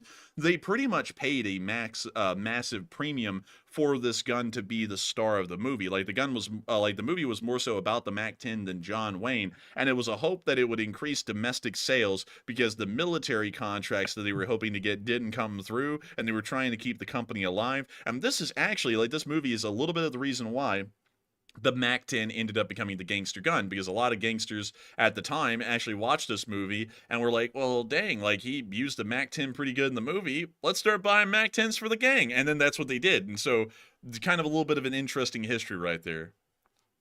Very interesting. It was definitely a different time back then when it comes to firearm sales. Yeah, dude, they're like, dang, we're not making enough machine gun sales. You know what? We'll just make John Wayne carry it. That'll make people buy it, right? It's like, let's market the machine gun to the gangs, Pilgrim. John Wayne was like, honestly, Pilgrim, I think it'd be good if the Bloods and the Crips really got heavy with the fighting. You know what I mean? It's like, bro. You thought you had a piece. I've got a piece. Get this, Pilgrim. He's like, we're dropping the 6-shooters, Pilgrim. We're bringing up the SMGs, Pilgrim. Like, we're not living in the cowboy days anymore. We're living in the days of Bloods and Crips, Pilgrim, the new cowboys. But anyways, moving on from that, and it turns out that John Wayne was the first guy to market an absolute trash gun to the American people. Bro, dude, it's like early PSA items, dude. Like when they first started as a company, and it was like, dude, it's not even a headspace. Like that was him back in the day. John Wayne was like the seller. It was like the equivalent of marketing like High Point pistols or something like that. It's like almost it's like similar thing in my opinion. The Mac gun is not very good. The Mac-10, it's just very, very simplistic and kind of jank. If I'm being perfectly honest, that's my personal assessment of it. But now it's a bit of a classic because it's something that's hard to get a hold of. And also, excuse me for the coughing, folks. That voice really has shredded my vocal cords really badly. So let me get some water here in a second after I read this next one off. But Enforcer, what say you? I say let's get on to that next one. But also, Matthew, did we get that live chat from Melinda Griffith Vaughn? That's what we're getting right now. And this one's going to go to Purple Gerbil, who says, do you think the West will help Georgia resist Russia? I don't really know. It's a good question because we actually did stand up for Georgia back when they were being invaded in 2008, but it wasn't really a major diplomatic standoff or anything like that. It was more so just like, hey, quit that. And then the Russians didn't. So with that in mind, I would have to say we might, in the modern kind of atmosphere, we might. But knowing how the United States largely is kind of operating on a level of appeasement, I would say they probably wouldn't stand up for them heavily or really that much. The political repressions would probably continue, and that would be about the end of the story as far as everyone's concerned. And so with that, I hope that does address that well, and I thank you so much once again, Melinda Griffith Vaughn, for sponsoring that live chat and helping us to keep this channel running, because if it was not for folks like you, we wouldn't be able to be here right now running this show. And so with that, we are on to the next one. All right, and our next one here goes to John Bernard, who puts in a $25 donation, and thank you very much, John, as well, for that very generous support. And he said, what kind of damage can a Python air-to-air missile do to a ground target? Not really a lot. The explosive warhead in a Python 5 isn't really that big. I believe it's around 50 pounds or so, but we will check that. But it's not massive. So let me see here if I can find it. Actually, sorry, correction. The warhead's actually half that. It's actually 24 pounds. So this thing is kind of the equivalent, maybe of less than a TM62 anti-tank mine. Is maybe about half of that kind of a power. So it's not really much. It wouldn't do a lot to a ground target, and certainly any that have any armor at all. This would really do nothing against it.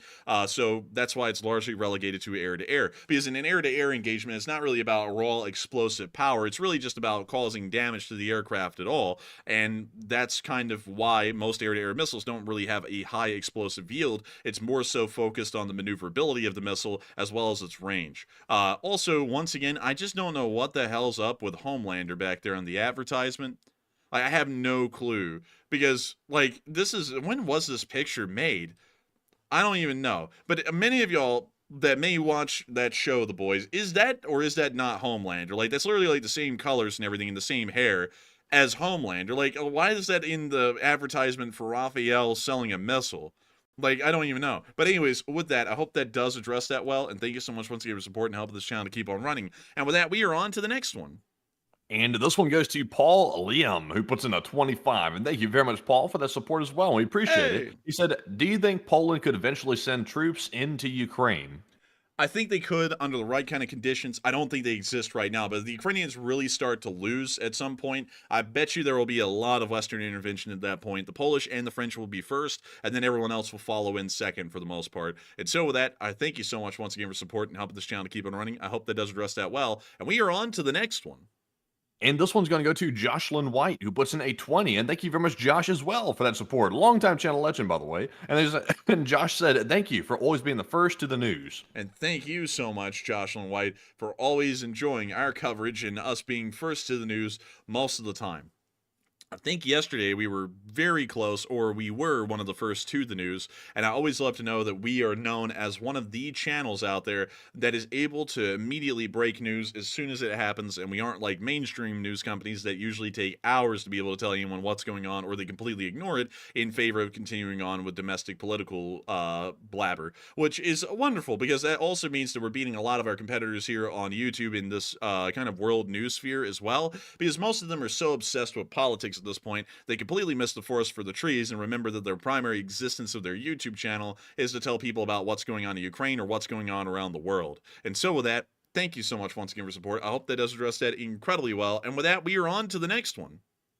And our next one here goes to Tom Exman, who puts in a $20 donation. And Tom is a longtime channel legend. And also, this is actually Tom's super chat. And he put in that 20. And Tom said, so if Israel hit Iran's drone production factory, do you think Russia will be short of drones in Ukraine? Or does Russia produce them now on their own? From what we know, the Russians are pretty much producing all of their drones on their own. They still get shipments from Iran. So while temporarily it may start to limit the amount of drones they can fire, we believe that that'll only be a short-term issue. And in the long term, they still will be able to manufacture enough licensed-produced drones of their own, called the Garan, to be able to hit targets inside of Ukraine. And so with that, I hope that does address that well. Thank you so much once again for the support. And with that, we are on to the next one. And also, by the way, Tom Exman, we finally did get to your super chat. I sat there and accidentally addressed it earlier, and I'm glad that we finally got to it. And so thank you so much once again. And we are on to the next one.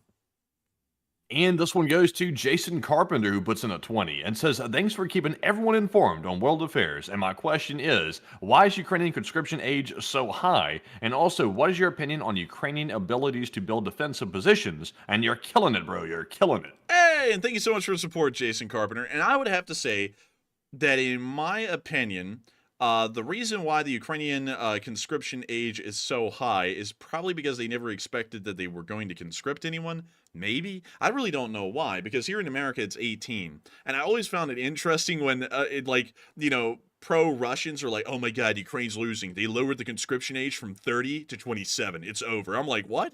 I'm like, dude, they're not even like conscripting 18-year-olds yet. Like, calm down. Like, we got a long ways to go. Like, that's crazy to me that the conscription age is that high.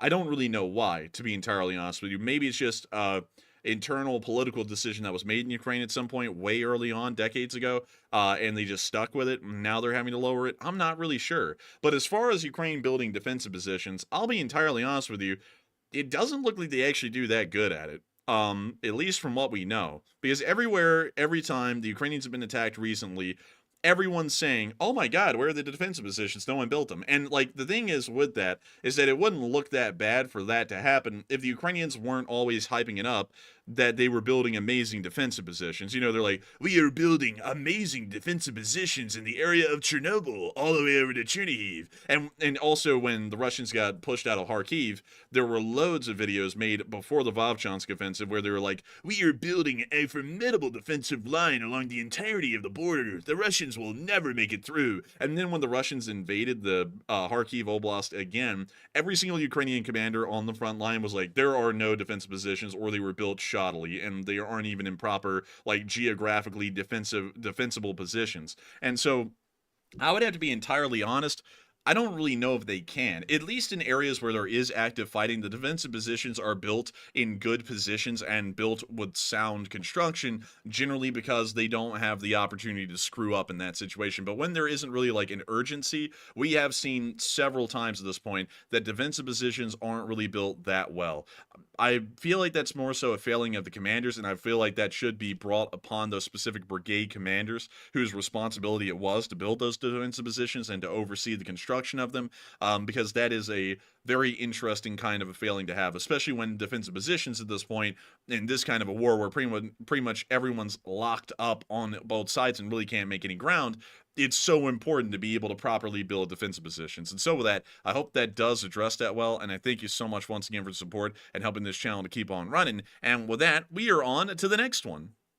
And this one goes to Mr. Lobotomy, once again, who puts in a $20 donation. And thank you very much, Mr. Lobotomy, for that generous support. And they said, isn't the F-15 the only jet to ever land missing its entire wing? Because it's an amazing jet.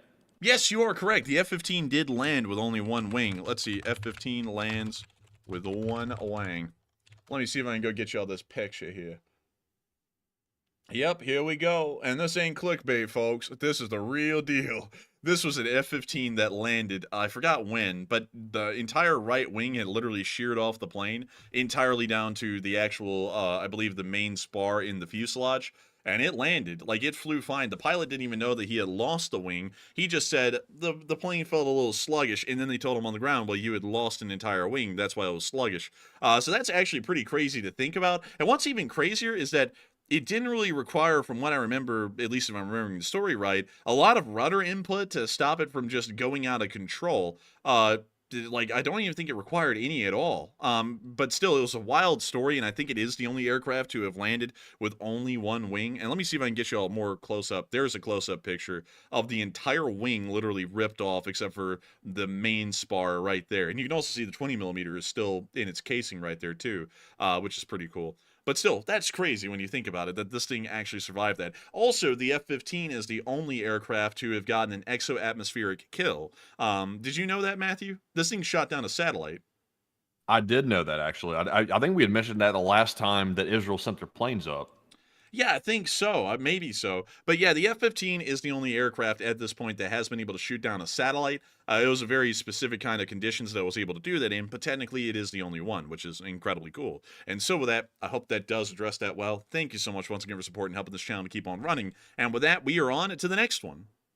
And this one goes to Norman Ozen, who puts in a $20 donation as well. And thank you very much, Norman, for that very generous support also, and for being a channel legend. And they said, congratulations on 300,000 and keep on keeping on. And thank you so much for the support and encouraging us to keep on keeping on, Norman Olsen. You've been around forever, and you've always been encouraging us to keep it on, and we have, hopefully. And thank you so much for the congrats on 300,000. To be entirely honest with you, we may actually hit 301,000 by tomorrow morning, because we are gaining subscribers still that rapidly. But nevertheless, I do thank you so much once again for support and helping this channel to keep on running, because if it was not for folks like you, we wouldn't be able to make this thing possible. What's actually crazy, y'all, is that if we keep up this pace that we've been keeping up for like the past 2 months, we may actually hit 350,000 by the end of this year.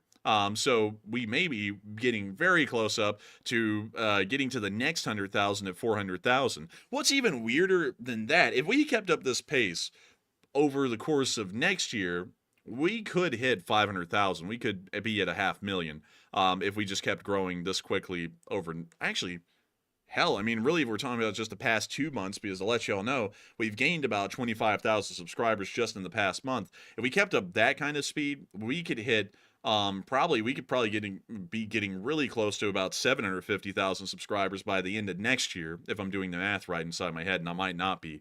But still, thank you so much once again for the support and helping this channel to keep on running. I hope that does address that incredibly well, and we will keep on keeping on, Norman Olsen, and the LSA will continue to grow, and we will continue to hear the phrase, long live the Lee Spring Army, and the Lee Spring Army will never die. And with that, we are on to the next one.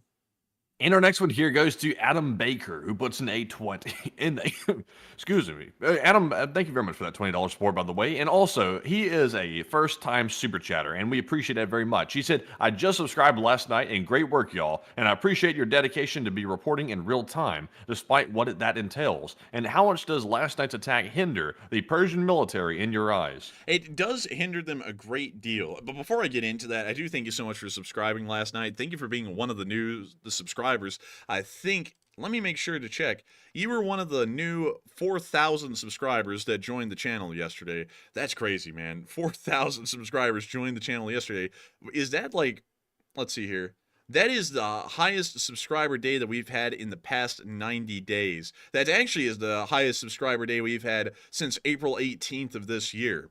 So I got to thank you so much for joining us just yesterday, and thank you so much for enjoying this Adam Baker and supporting it and helping it to keep on running right off the bat, because we never expect that anyone supports the channel, but the folks who do, we're greatly appreciative to, because y'all are making it possible for us to make this our job and make a living off of it to be able to do that. But as far as last night's attack goes, and how much it is hindering the Iranian military, it's actually going to hinder them a great deal, because it stops them from being able to conduct offensive actions or defensive actions for the most part, at least in pertainment to Israel. As far as their actual ground forces, they're still intact, but their air defense and also their offensive missile and drone abilities are greatly hampered after last night. Pretty much all of the S-300 surface-to-air missile defense systems have been destroyed, according to the Israeli Air Force, overnight near Tehran and Shiraz, and we also got info that the only 2 rocket fuel manufacturers in the country were pretty much completely destroyed overnight, meaning that the Iranians will not be able to produce any home-built rockets of usable quality because they simply will not have fuel for them. So going off of that, and not only that, most of the drone factories were also hit as well that were mass-producing drones, so that means that the Iranians will be running out of drones really quickly if they use a lot of them up. So going off of that, we have a pretty strong belief that the Iranians are pretty much, at least in the short term, they'll still be able to respond to Israel and conduct offensive strikes, but that will diminish rapidly, probably over the next 2 months at a minimum, and then the Iranians will be at the complete mercy of the Israelis, with their skies completely open to Israeli attacks, and no way to actually offensively react to the Israelis by launching counterattacks of their own. So as far as I'm concerned, it seems to be a very serious action that was done, at least in the longer term picture, but in the short term picture, it probably will look as though there was no noticeable difference. It will look like it was negligible. But with that, I hope that does address that the best I can. Thank you so much once again for support, Adam Baker, and helping this channel to keep on running. And with that, we are on to the next one. And up next, huge shout out to Steve Blanchard for putting in a $20 donation. And thank you very much, Steve, for that $20 support. And I do not see a comment attached to it, but thank you very much for supporting our work and helping to keep the coffee brewing, the lights on, and the channel running. And we appreciate it. And we also had another 20 from our other Steve. This is Steve T, in addition to Steve Blanchard. And Steve T said, I doubted your F-16 identification more because it was not a train, so paying up. And keep up the good news. And thank you so much for the support, Steve T, but I will tell you something. Many people in the background, they know what I'm about. Like, they know the kind of deep levels of geek and nerd I am. Like, I actually do have a friend who's in the Space Force, and one night I was able to tell him, like, we were looking around on Google Maps together on a Discord call, and I went down to the USS Alabama Battleship Memorial Park, and I looked at this tank down here, and I was like, oh, look, they have a T-55. And then I stopped myself. I was like, nope, that's not a T-55. This is a Type 69 from China. And the whole reason why that I said that, like right off the bat, and I said that the Battleship Park needs to fix their statement. Hang on. Let me see if I can get this right. This is the best we can do. Is that a T-55, if this was a T-55, has one headlight set, and it's right up here on the, well, at least from where we're viewing, the upper left side of the armor plate on the upper glacis. The Type 69 has its headlights on the fenders over the tracks. So for that reason, this is a Type 69. And so it says below that, though, that this is a T-55. And then my friend was like, dude, you're a nerd. He actually used a different word, but I was like, yeah, that's true. And so I'm very good with identification of vehicles, like all the time. Like anyone who knows me knows that if I say something, it probably is the case with at least any kind of vehicle, but I could end up having a slight margin of error of being wrong. But when I saw that plane and I went into the analysis last night, and I was telling everyone, I was like, you know, the wing profile, from what I can tell, along with the vertical, the vertical stabilizers, it looks like an F-16. And there were so many people in the live chat who were like, no, it's an F-35. And man's like, I think it's an F-35. And I was like, we'll see. And I've ended up being right. Like, generally, I'm pretty good at that stuff. And also, if you know the numbers of aircraft that are present in the Israeli Air Force, that also helps out a lot. Because they don't have a lot of F-35s right now. I think it's around 30-something of them. But they have like 180 F-16s. And I think like 60 F-15s. So statistically, if you were to see anything from the Israeli Air Force, it was going to be an F-16, because just by the numbers alone, that will be the most common aircraft used. So that also helps out a lot with identification as well, because whenever you hear the clopping of hooves, think horse, not zebra. You will see a horse a lot more than you will a zebra. That's actually something of a phrase I think I've heard has been said a lot in the medical industry, that they tell doctors, because they say whenever you're trying to diagnose something, don't always think that it's going to be something rare like Ebola. Think that it's something common like a common cold or something first, because statistically it will most likely be a common cold. And so that's also something that I work off of a lot as well. Like if you just know statistically there's a large number of something, but there is a couple of different variants that might look similar under some certain conditions, always think statistically it's going to be an F-16, so it would be an F-16 most likely. And so with that, I hope that does address that at least the best I can. Also, Her Royal Fluffiness said,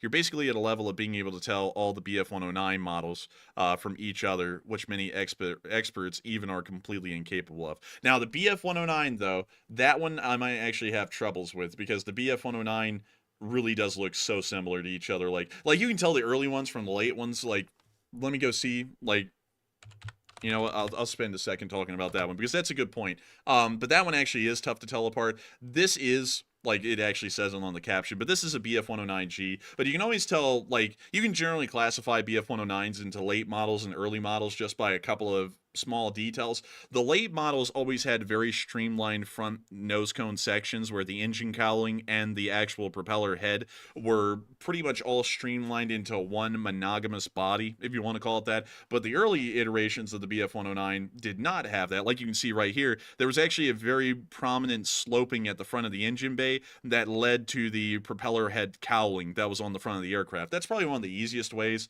that you can tell apart an early model BF-109 versus a late model BF-109. But beyond that, I couldn't get into the specific variants though ever, because like there was like, I think like 20 different variants that they made over the course of the war, and a lot of them were just minutia that was different. But here's another BF-109E. Just to show y'all like the difference in between a G model and an E model. Best way to tell is the engine cowling on the front and how it's kind of shaped, if it's streamlined or not. But with that, I hope that does address that fairly well, and thank you so much once again for support, and thank you for paying up for that. You weren't even a part of the gamble, I guess, but still, thank you so much once again. I hope that does address that well, and we are on to the next one. And our next one here goes to Super Bunker 9000, who's a channel legend as well, who puts in a $20 donation. And thank you very much, Super Bunker, for the support. And he said, congratulations on 300,000 subscribers. Well, I butcher your super chat. And they said, I always believed you guys will make it, and let's get to 1 million subs now. And thank you so much for the support, Super Bunker 9000, and thank you for congratulating us on hitting a whole 300,000 subscribers. We've now actually hit 300,600 at this point. The channel is growing leaps and bounds literally every single day at this point. But I thank you so much once again for the support and helping this channel to keep on running. And thank you for saying that you never doubted the channel and always believed that we would make it to this point. Hopefully we will make it to 1 million. If we made it to 1 million, we will literally be living in fantasy land at that point, because I will be honest with y'all, I have a lot of faith in the channel. I have a load of faith in the Lee Spring Army. I don't know if the channel would ever make it to 1 million. If we made it to 1 million one day, it would blow my freaking mind. I would not be able to comprehend that anymore.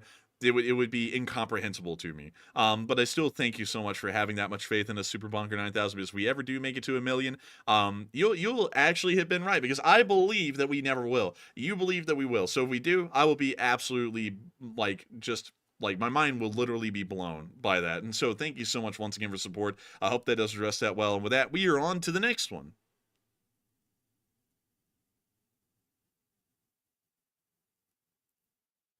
Hello? Can you hear me? I can hear you. And with that... Okay.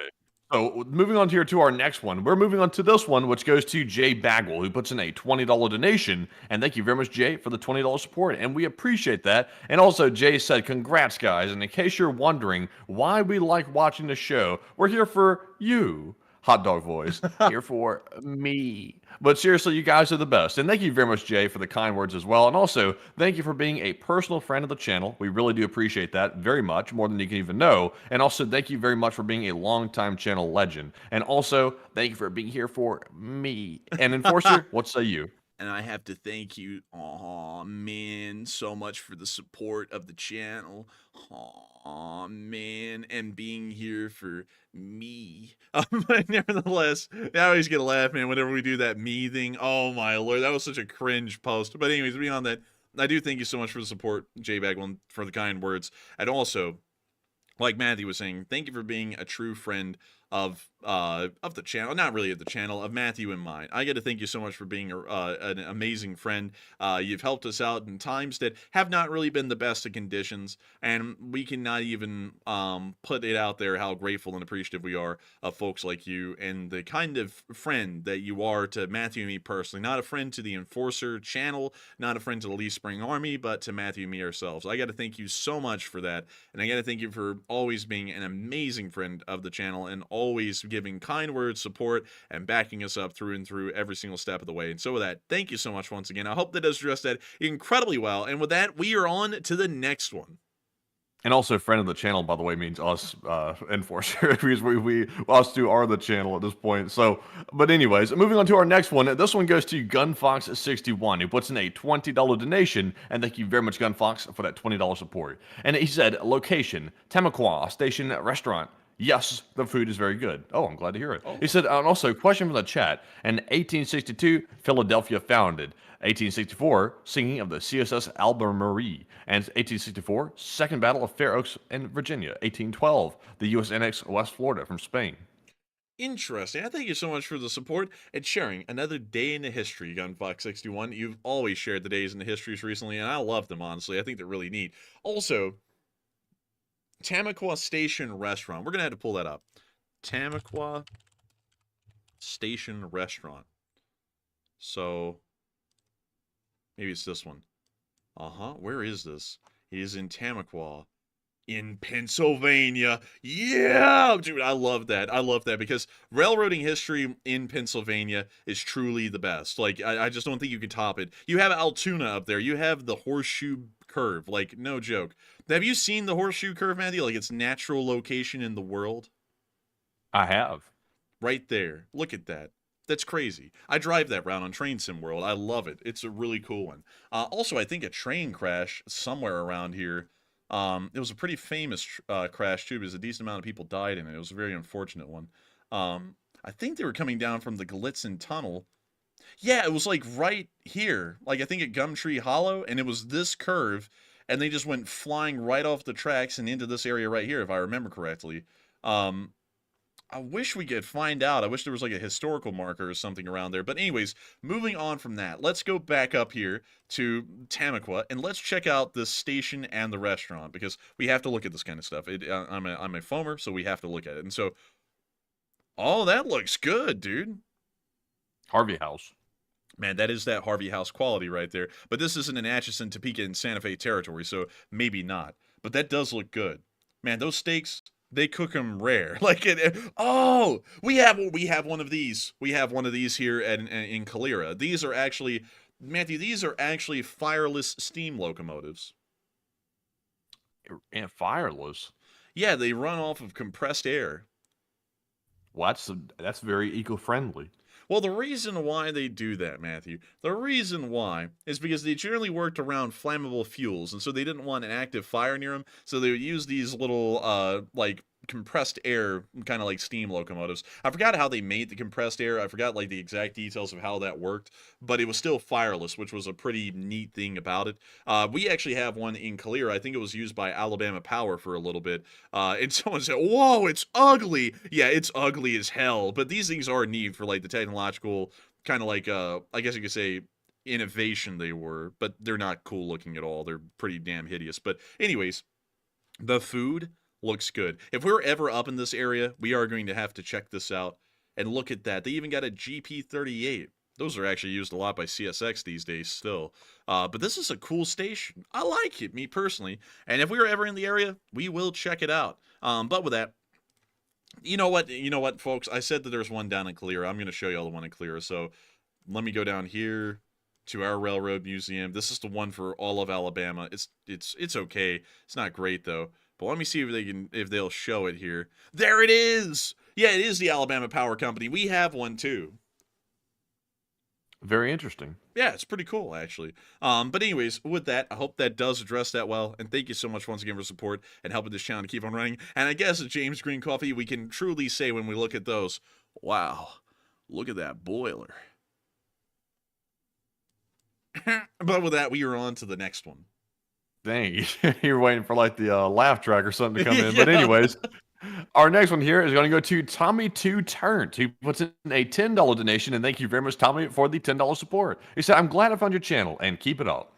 Did Tommy Two Tokes turn into Tommy Two Turns? Like, when did he turn No, into that? I think this is someone else. Man, if that is Tommy Two Tokes, I like the name change. If that is not Tommy Two Tokes, that is a funny name. I like it. And so, thank you so much for saying that you're glad you found the channel. We're happy that you found it too, and we're happy that hopefully you're finding it to be home here in the LSA live chat. Usually, it is a very, very calm and tame live chat. Recently, though, over the past few days, due to the heavy amount of new traffic that we've been having, it has been getting a little bit Wild West-like down there, but we're still trying to make sure to keep it under control and get it under control so that we can continue on with the amazing LSA culture that has been fostered here on this channel for 3 years. And so with that, thank you so much once again. I hope that does address that incredibly well. And with that, we are on to the next one. And this one goes to Veteran RN, who puts in a 10 and says, LSA, rule. Hey, and thank you so much for the support, Veteran RN, and helping this channel to keep on running. And thank you so much for saying LSA rule, because the LSA does rule, and hopefully we will be able to see that the LSA will continue to grow and prosper. And so with that, thank you so much once again. I hope that does address that incredibly well. And with that, we are on to the next one. And also, by the way, we forgot to get a question from the chat for Gunfox's super chat, by the way. So we will return back to it. Sorry about that, Gunfox. And this one goes to, in the live chat, Strobex, who says, do you think the U.S. could offer food to North Korea in exchange for them pulling their troops out? No. Generally, the North... Well, actually, that is an interesting idea. Yeah, you actually kind of could, because usually we tried to calm them down back in the day. It was appeasement, though, really, but we could appease them by saying, look, we'll give you food if you stop your stupidity. We could do that, and they might actually agree to that, because they have done that a couple of times in the past, so it could work again. And so with that, I hope that does address that well. Really good idea, though, actually. I had to think about that, but that is actually a pretty tried and true one, to be entirely honest. But still, thank you once again, Gunfox61, for sponsoring a live chat and helping this channel to keep on running. And with that, we are on to the next one. And this one's going to go to Khan, who puts in a 10 once more and says, I knew when Georgia accepted millions of draft-dodging Russians into Georgia when the war broke out in Ukraine that it would become a huge problem, and Putin ordered the Russians in Georgia to take over. Maybe so. A lot of them ran because they didn't want to serve in the Russian military, but it seems as though they're causing a lot of social issues down in Georgia where they left. So maybe that is the case, Con. Only time will tell, but I think you may be onto something there for sure. And so with that, thank you so much once again for support and helping this channel to keep on running. And with that, we are on to the next one. And this one goes to Glock, who's there? LSA, who has one of the best usernames ever, who puts in a 10 and says, Enforcer, go back and look at the old tank destroyer footage that Putin was stationing in front of it with a hat on. LSA forever. Let's see. Old tank destroyer footage. I don't know which one you're talking about, because there's a lot of old tank destroyer footage out there, especially from World War II. Maybe you're talking about the immortal Putin thing, like that whole like conspiracy theory that started in America that Putin's immortal. And let me see if I can show you all the pictures here. Yeah, here we go. 3 Russians that just kind of look similar, but they're really not. So here they are. You have this guy in the Russian Civil War, you have this guy in World War II, and then you have Putin right there in 2015. So a lot of people say he's immortal. Also, I like this one better. I like that one better as it turns him into a goblin. But still, you know, like maybe that is real. He does look like he's standing in front of a tank destroyer of a sort, or maybe an IS-1, maybe. But still, pretty neat. And so with that, I got to thank you so much once again for support. Glock, who's there? I hope that does address that incredibly well. And with that, we are on to the next one. Thank you so much once again for support and helping this channel to keep on running. Yes, indeed. And we have yet even another super chat from Khan, who puts in another 10 and says, Norton Utilities Premium will solve all your lag problems. And trust me on this. Man, he got a sponsor segment in. Dang. Man, he said, man, he was like that segment from that show, you know, where Jim Carrey was in it. And it was like the Truman Show or whatever. And that woman turned around. She's like, you need to try delicious coffee sweetening crystals. He's like, who are you talking to? He's like, something like that. It's like that right there out the blue. Like, we're taking questions talking about the war. And then you come in, man. And you're like, man, you should try to check this out. And it's like, oh, okay. But still, thank you so much for the support and helping this channel to keep on running. It is folks like you who help to make this thing possible. And with that, we are on to the next one. That was a pretty funny one, though, I do have to admit. It was, and also Khan put in another 10, and huge thanks to you, Khan, for the massive support tonight. He said, my mistake, it's Norton Utilities Ultimate. It'll defrag all the crap you have in your computer, and it'll take several hours on the first run in your guy's case. You have to trust me, it costs $40. And I thank you for the support, Con, and I will look into trying that out. But usually we don't like putting any kind of third-party stuff on the computers too much. But I will look into it, though. And so with that, thank you so much once again for support. I hope that does address that quite well indeed. And with that, we are on to the next one. All right, and this one's going to go to Allie Summers. She puts in a 10 and does not leave a comment. But thank you very much, Allie, I believe for the first time ever super chat, and we appreciate it. And also, welcome to the channel as well if you're new. We appreciate that very much. And our next one here goes to The Oats, who puts in a 10. And says, first time super chatter, but I wanted your opinion on what you think of Australia's purchase of the Boxer CRV, and if you think it's practical in modern warfare. I thank you so much for the support, and that is a very good question, actually. But before we get into that, your name is The Oats, and I'm sorry, but this is actually obligated by union requirement that we must do this skit. Brother, may I have some oats? What the hell? You don't know the brother may I have some oats thing, Matthew? You don't know that meme? You were around for it. Man, I gotta go pull this up for you. Oh my god. Man, I thought you were gonna be like, no, brother, you may not have my oats. Like, you do not remember this whole meme thing of the pigs. This thing? What the hell? You do not remember, brother? Enlarge the image? Let me see if I can. Here we go. I am starving, brother. Yeah, it was. Why does that pig look like that?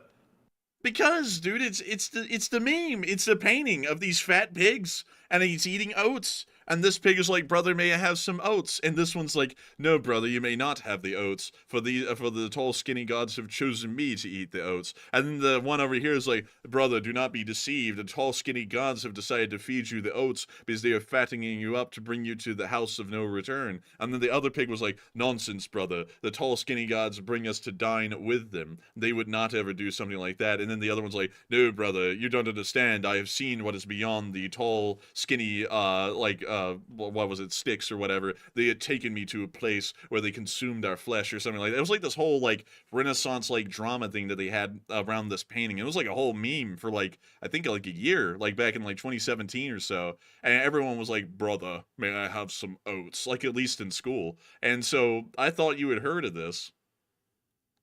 I don't delve in these memes, Pilgrim. I just eat the pig for bacon. Man, that is absolutely... I've never heard of this. I don't recall this. If you told me about it before, I've totally forgotten. It's just like, at this point, it's just like a bit of a mystery to me. This whole, I don't really understand the meme, like even not remembering it. I don't understand what this is getting at, but I mean, I guess they,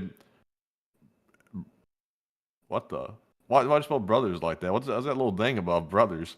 Brother, may I have some oats? Like it's supposed to be like putting some emphasis on the O's, because it's how they speak in the video. Like it's a whole meme. Like, Like, listen, man, I recommend you go to this YouTube channel, Lessons in Meme Culture, and go to Brother, May I Have Some Oats, and learn about the history of the Brother, May I Have Some Oats meme, because I thought you knew. Like, I literally thought you knew.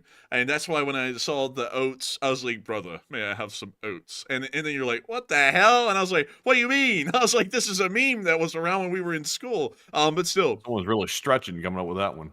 Oh well. But anyways, thank you so much for the support, Oats. And as far as the Boxer CRV goes, let me go pull up the Boxer CRV. Let me show y'all. The Boxer technically is actually the Rosamac in Polish service. It's a fairly common vehicle actually out there. Many of y'all have seen this before. And let me actually go pull this up. I'll just go pull up a Rosamac to go show y'all. The KTO Rosamac.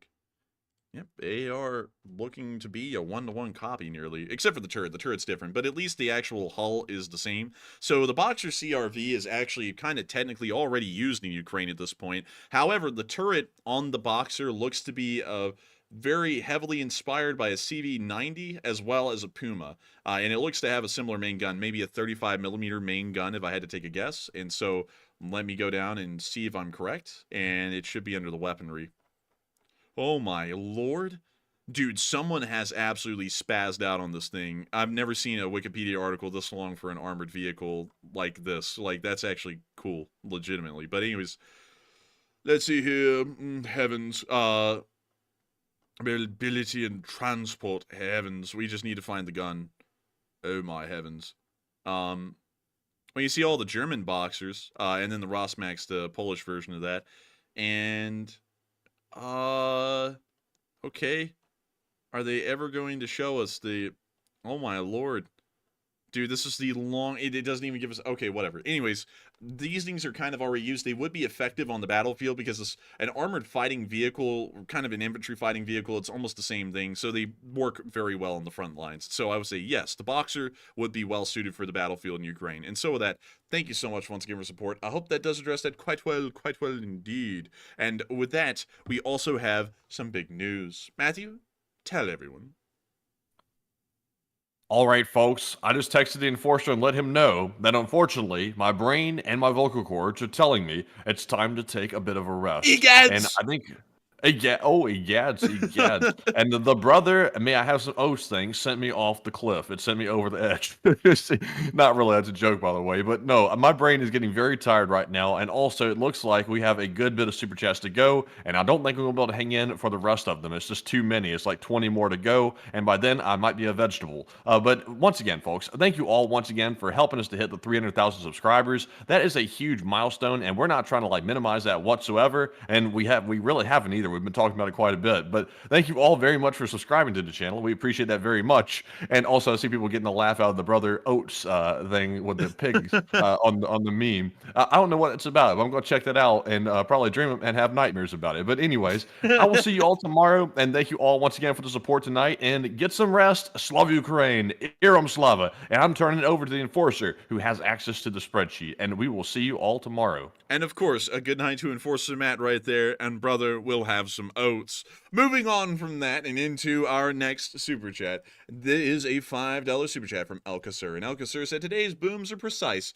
6.5 on the Bliad scale. Do ask, would you allow it if someone made an Enforcer Discord to support you? Ask one in the live chat. Yes, we do allow Enforcer or LSA Discords.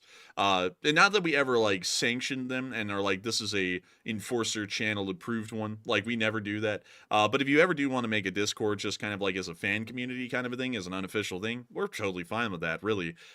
There's been a decent amount of them that have popped up, and, you know, I don't have a problem with that. It's just that we'll never create a Discord server of our own, because the thing with that is, I'll explain. Discords are a place for people to talk and socialize, which is wonderful, but they can also be breeding pits for questionable things. At least when we ran an official Discord server for the Enforcer channel, there were things that happened that we weren't around to moderate ourselves, and then moderators would tell us about later that would make my hairs stand on end with what people were doing or trying to do in these Discord servers. And then moderators would arbitrarily enforce the rules I told them to that would pretty much avoid those situations outright. That's kind of the thing why we don't want to have a Discord server run on as an official Discord server of our channel, because if anything bad happens in it, even if we're really not the ones moderating it, the fault comes back to us. And I'm not going to be having something kind of like cast upon this channel and us because I wasn't around to moderate something like that. So we do have fan channels, but they're never officially sanctioned by us, largely for that reason. And also, there's a couple of other reasons as well, but that's really why. But beyond that, fan servers are totally fine. Like, I have no problem with them. We love to see them, but we never give, I think, proper shout-outs. I don't think we've ever given a proper shout-out to a fan Discord, if I remember correctly. And we also have not listed any as official. Like, that's kind of how it works with Discord stuff. But beyond that, we're totally fine with them. And so with that, thank you so much once again for support and helping this channel to keep on running, Alcacer. And I hope that does address that quite well. And getting one from the live chat really quickly, we have one from Connor Van Deventer. And Connor Van Deventer said, do you think that some of the North Korean soldiers will seek asylum with Ukrainian soldiers? possibly so. They may actually give a shot at it, or maybe give a chance at it. Maybe, possibly, who knows? But I'm not really sure. We haven't heard of it happening yet, and we'll only be able to see if they are actually able to get on the front lines and fight. If the Ukrainians offer them a great deal of food, and they're actually starving, and they're not being well fed on the Russian side, they may actually start to see a high amount of defections or surrenders to the Ukrainian side, or technically seeking asylum. And so with that, I hope that does address that fairly well, at least in my opinion. And I thank you so much once again for sponsoring our live chat and helping us to keep this thing running. Also, by the way, really quickly, I do want to say this. Some of the fan discords, just to get back on that we've seen so far are great. And we don't see anything bad happening in them at all. Like the one fan discord server that I'm in, because I am in one of them directly, it's a pretty good one. There's actually a lot of channel old guards and legends that are in that one. And it's always interesting to look into it every once in a while. I don't really get to look at it much, though, sadly. That's kind of like the problem with Discord, is that we just don't have a lot of time to look into them personally. But it is cool whenever I go in there and look at it. And I actually see some people who will at me and throw in jokes, and I do see those here and there. It's just sadly I don't ever get to responding to them. But I always love seeing some of the jokes. Like some people put Fank. I think some people put Fank in one of the chats, and I got added for that, and it buzzed my phone, and I was like, I think they watched the video. But still, thank you so much once again, everyone, for enjoying the channel so much that y'all would create fan discords. But I hope that many of y'all know that when I speak of discords and I somewhat have like a bad taste, at least in how I'm explaining them in my mouth about them, that's largely just because of the two great purges, the great schisms that we had back in the day that happened.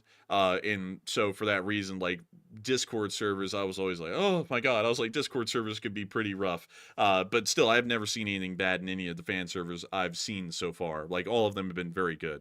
And so with that, I hope that does address that incredibly well, at least in my opinion. And with that, we are on to the next one, which is a $5 super chat from Kachillian343. And Kachillian said, I hope the Georgians resist. Putin is just going to turn them into fodder in Ukraine. They might as well defend their own homes. And I would agree with that completely. If anyone had sense in Georgia, they wouldn't let this Russian interference pass by them. And so with that, thank you so much once again for support, Kachillian. I hope that does address that the best I can. And we are on to the next one, which goes to BLVCK Medicine. And Medicine said, can't challenge the enforcers on planes and trains. And also, I would say tanks. And because I generally do good at identifying all those cars, though. I'm completely lost in everything else. I'm pretty good at, like, even in my own opinion, not trying to toot my own whistle there. I usually do really good on the identifications. And so with that, I hope that does address that well, and I thank you so much once again for the support and helping this channel to keep on running, because if it wasn't for folks like you, we wouldn't be able to make this thing possible and keep this thing rolling. And also, Miss Disa, just to get back into this again, because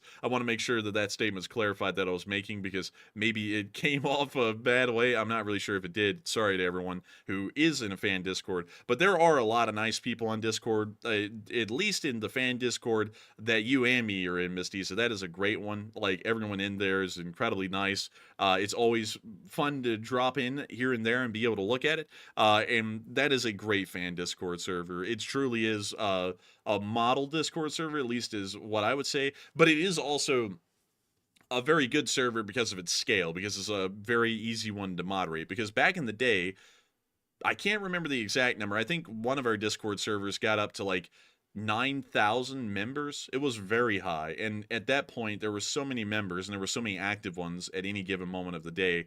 Even with the massive moderating team we had, it was really difficult to get to everything that was going on in the Discord server and to deal with it. And so there were things slipping through the cracks. And then some moderators back in the day, like, to explain everything about what I was saying, some moderators back in the day, like, I would say things that were really, really big, like golden rules. Like, if we had to say, it was the Codex Astartes of how the server would run, you know, according to me. And I was like, any questionable behaviors by anyone, and to make this quite clear to all of y'all, of a sexual nature directed towards someone else, is to not be tolerated in this Discord server by any means at all. They shall be banned immediately. There should be no warnings. If anything like that happens, it's an instant ban. That was one of the rules that I gave out back in the day. And some of these moderators would arbitrarily enforce that. Like, some moderators would and also I have to say that actually some of those moderators are still with us now, and those were the good moderators. But the other ones that are not here with us were the ones who would do what I'm about to say. Some of them were very political, and I did not know that when we turned them into moderators. Of course, I'm not really a very political person, but these people are very political in one way or another. And so they would start to exert that bias in moderating the Discord server. So say that someone was leaning towards Group A or Group B, they would prefer to not enforce rules on people who were in Group A, but then they would heavily enforce the rules on people they thought were in Group B. And that was not at all the way it was supposed to be run.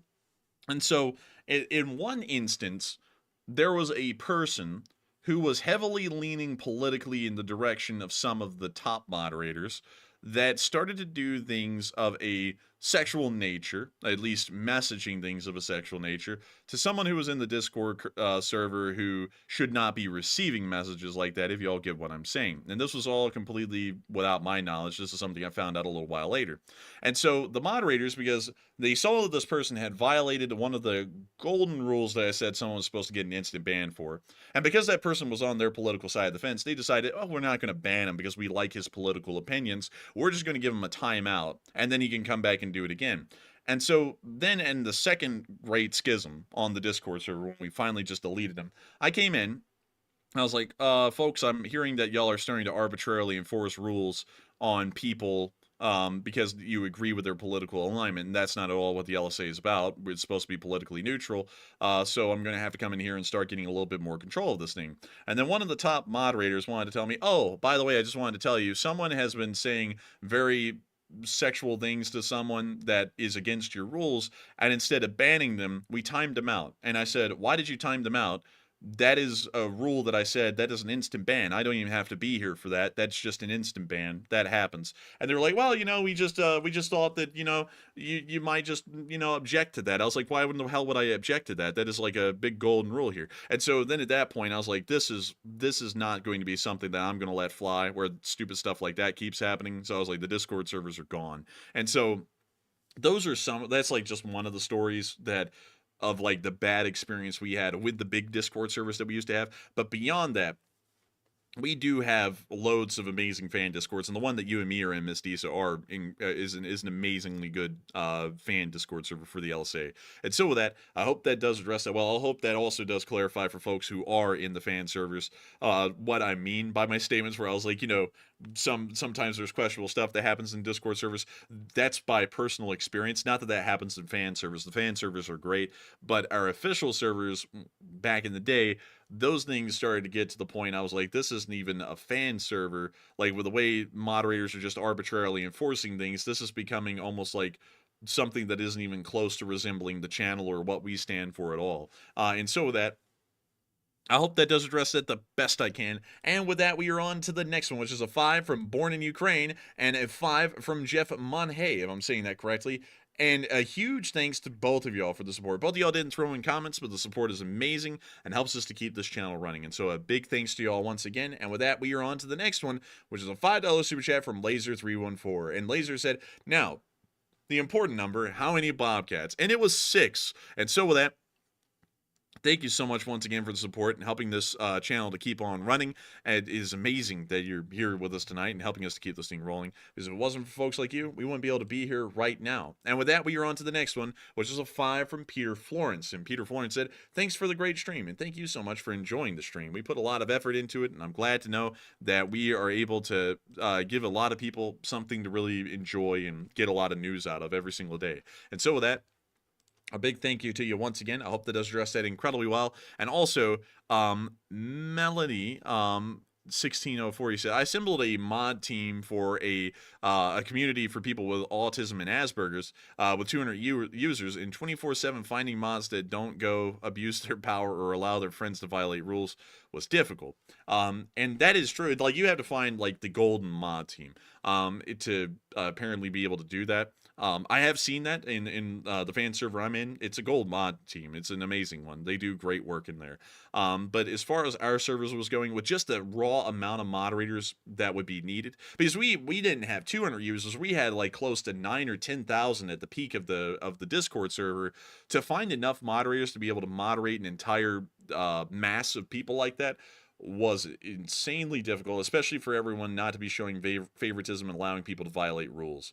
And that was like why over time the Discord experience for us running an official one just became so sour. We were like, this isn't good. You know, like even if it is allowing people to talk and have community, it isn't good. And so with that, I hope that does address that well, at least the best I can. I'm trying to make sure that we clarify those comments a fairly good deal and add a lot of explanation and really backstory to why I was saying things like that earlier, because I don't want people to think I'm saying that Discord's just horrendous and everything's terrible. I'm just saying that usually when massive servers are created as an official extension of this channel, 2 out of 2 times it did not end up well. But still, thank you so much once again. With that, we are on to the next one, which is a $5 super chat from the B93. The B93 said, please educate the North Korean guy by talking about the wonders in the civilized world that is known as all-you-can-eat buffets, including those in South Korea. And thank you so much for the support and helping this channel to keep on running. And yes, it is something that they do not have in North Korea, which is an all-you-can-eat buffet,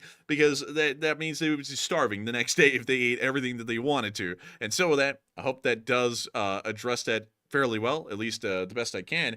And with that, we are on to the next one, which is a $5 super chat from Eternal Core. And Eternal Core said, us Canadians aren't all living in caves, LSA, and keep up the great work. And thank you so much for the support. And that is true. Canadians live pretty nice lives. They live lives just like the United States. It's a pretty interesting country. It's got a lot of nice people, and a load of those people watch this show. And so with that, thank you so much once again for support. I hope that does address that well. And with that, we are on to the next one, which is a $5 super chat from Bruce Lee.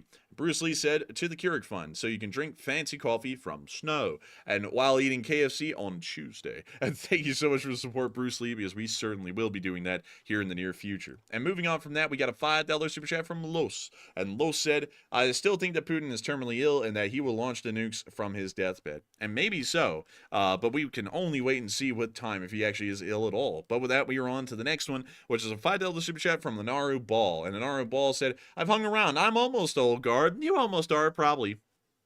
Old guards are everyone who joined the channel about a month in, which at this point is an incredibly small group of people. And let me actually go see how many subscribers did we have by the time the war had been about a month in. So a lifetime, and the war started on February 23rd.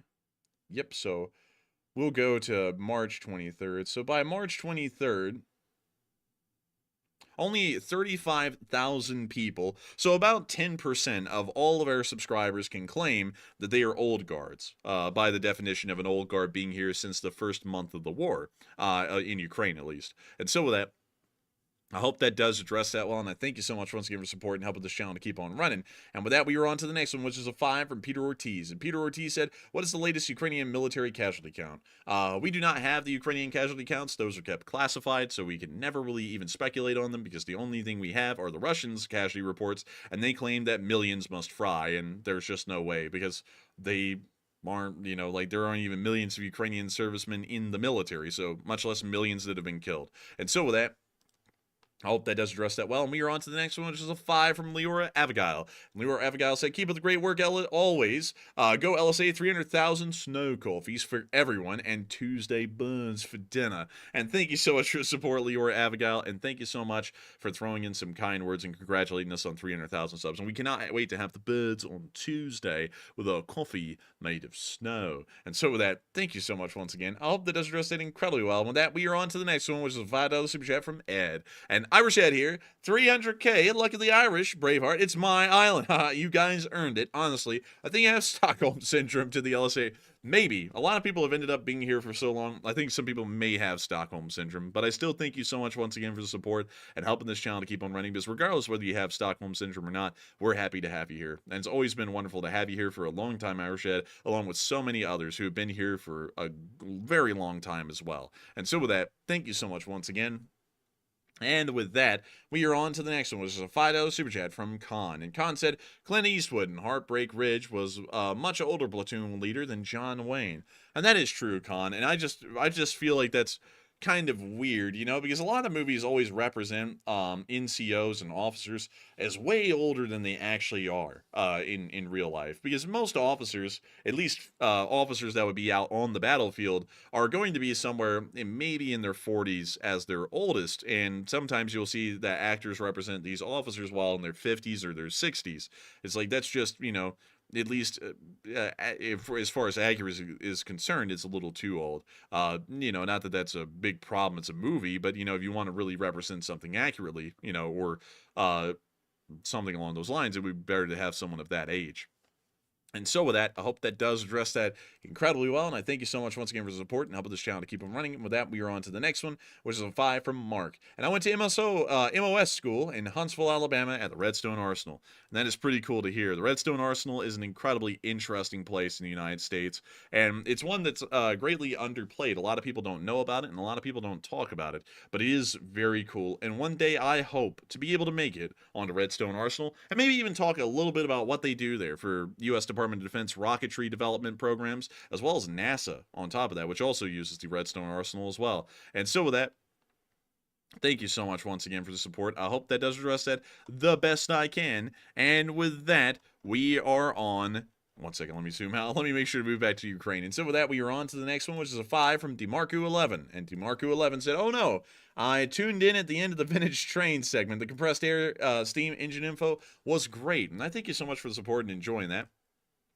because I love to know that people do enjoy some of the little rabbit holes we go down. I'm sorry, everyone, that I am talking at a really low pitch and really low energy sounding. I'll be honest with y'all, my vocal cords are truly at the breaking limit. Very recently they have been, and I've been having to talk nonstop pretty much all day, off air and on air, so it's really starting to wear my vocal cords out. I'm trying to power through it, but I honestly think that this upcoming Monday, which is just about a day away, I'm going to have to just not talk at all that Monday to give my vocal cords a rest, because beyond that, it's getting rough at this point. It really is. But beyond that, I do thank you so much for the support, and thank you for enjoying that little segment. Also, a big shout out to Eric Ellingwood, who threw in a 5 and said, "Check out the Earth's Ships of Taos, New Mexico, their visitor centers, and the EVE Earthship Village Ecologies and Phoenix Earthship." We can give that a look, and so let's go look at Taos in New Mexico. So let's take a look at this. And where in the world is that? Let's see. Let me see if I can find that really quick. Where in the world is this? Oh, Rio Grande Gorge Bridge. Is this a railroad bridge? No. All right, so that doesn't matter. Sorry, everyone, but that does not matter. Anyways, let's move back to Taos. And let me see if I can pull this up. Let's see. Their visitor center. Let's see. Taos Visitor Center. The Taos Visitor Center. Let's see if we find it. Here we go. So let's see if we can find it right here. The Visitor Center and the Earthship Village Ecologies. I don't know what any of that stuff is, but it does sound interesting. And that is a pretty cool little building right there. I gotta say, pretty neat. Probably somewhere the Atchison, Topeka, and Santa Fe like to travel through at some point. Where is this in New Mexico, anyways? This is in northern Mexico. Yeah, so yeah, it's actually in ATSF territory, which is pretty cool. And they also have a Las Vegas in New Mexico. Apparently not as successful as the other one in the other place. Oh, holy moly, though. They have like an intact roundhouse right there. What does that look like from the street? Oh my goodness. It's literally like wholly intact. They put shutters, though, over the windows that used to exist. But dang, is that cool. That is actually really cool. I've never seen a roundhouse that size ever. And let's see, what's up here? This was an old rail yard probably at some point, but they just ripped everything up. Really a shame. Wait a minute.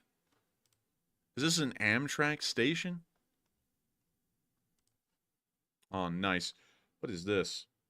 This is a Gevo. BNSF loves... Yeah, it's an ES-44. There we go. It's a Gevo. So, that's fairly common, though, I guess. But what else do they have here?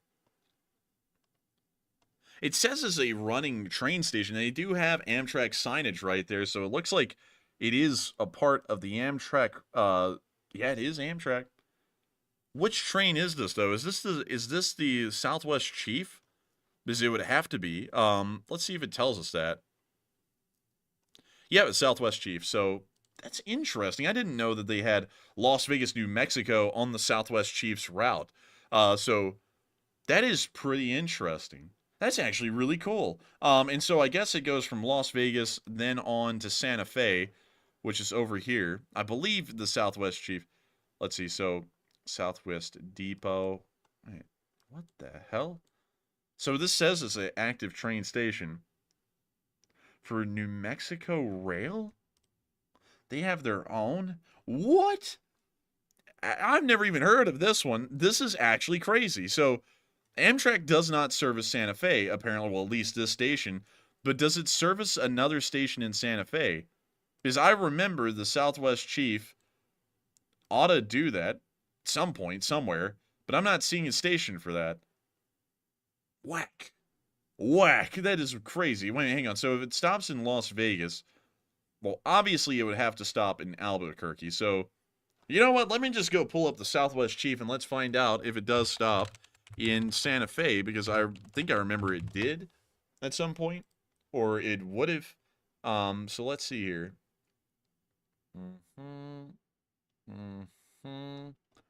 So what about it? Okay, here we go. Here are all of its stops, all of its calling stations, I guess you can call them. So let's go down to New Mexico. So it stops at Raton, Las Vegas, Lamy, Albuquerque. So it skips Santa Fe, and then it goes to Gallup, and then it's in Arizona from that point forward.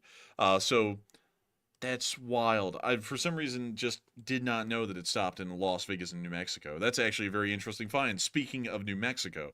But still, thank you so much for the support and helping this channel to keep on running, Eric Ellingwood. I hope that does address that the best I can. And also, I will try and look at the Earthship Visitor Center. Thank you for the $2 super chat, by the way. And we will check it out. So, let's see here. Wait a minute, I think I've seen this before. Hang on. You know what? Let's take a look at it. I have seen this before. I forgot where, but it is an interesting, thing. I don't know a lot about it, but I have seen pictures of this thing before. I think it was some kind of like a, if I remember correctly, it was some kind of a hippie village made in the late 60s or the 70s. I might be wrong on that. Correct me if I'm wrong. But still, pretty interesting nonetheless. Because it looks as though, yeah, it's solar powered, and I think most of this was supposed to be sustainable, at least within the environment, which is a pretty cool thing. But still, I thank you so much once again for support and sharing this with us, because it is a pretty interesting thing. And it is right along the road.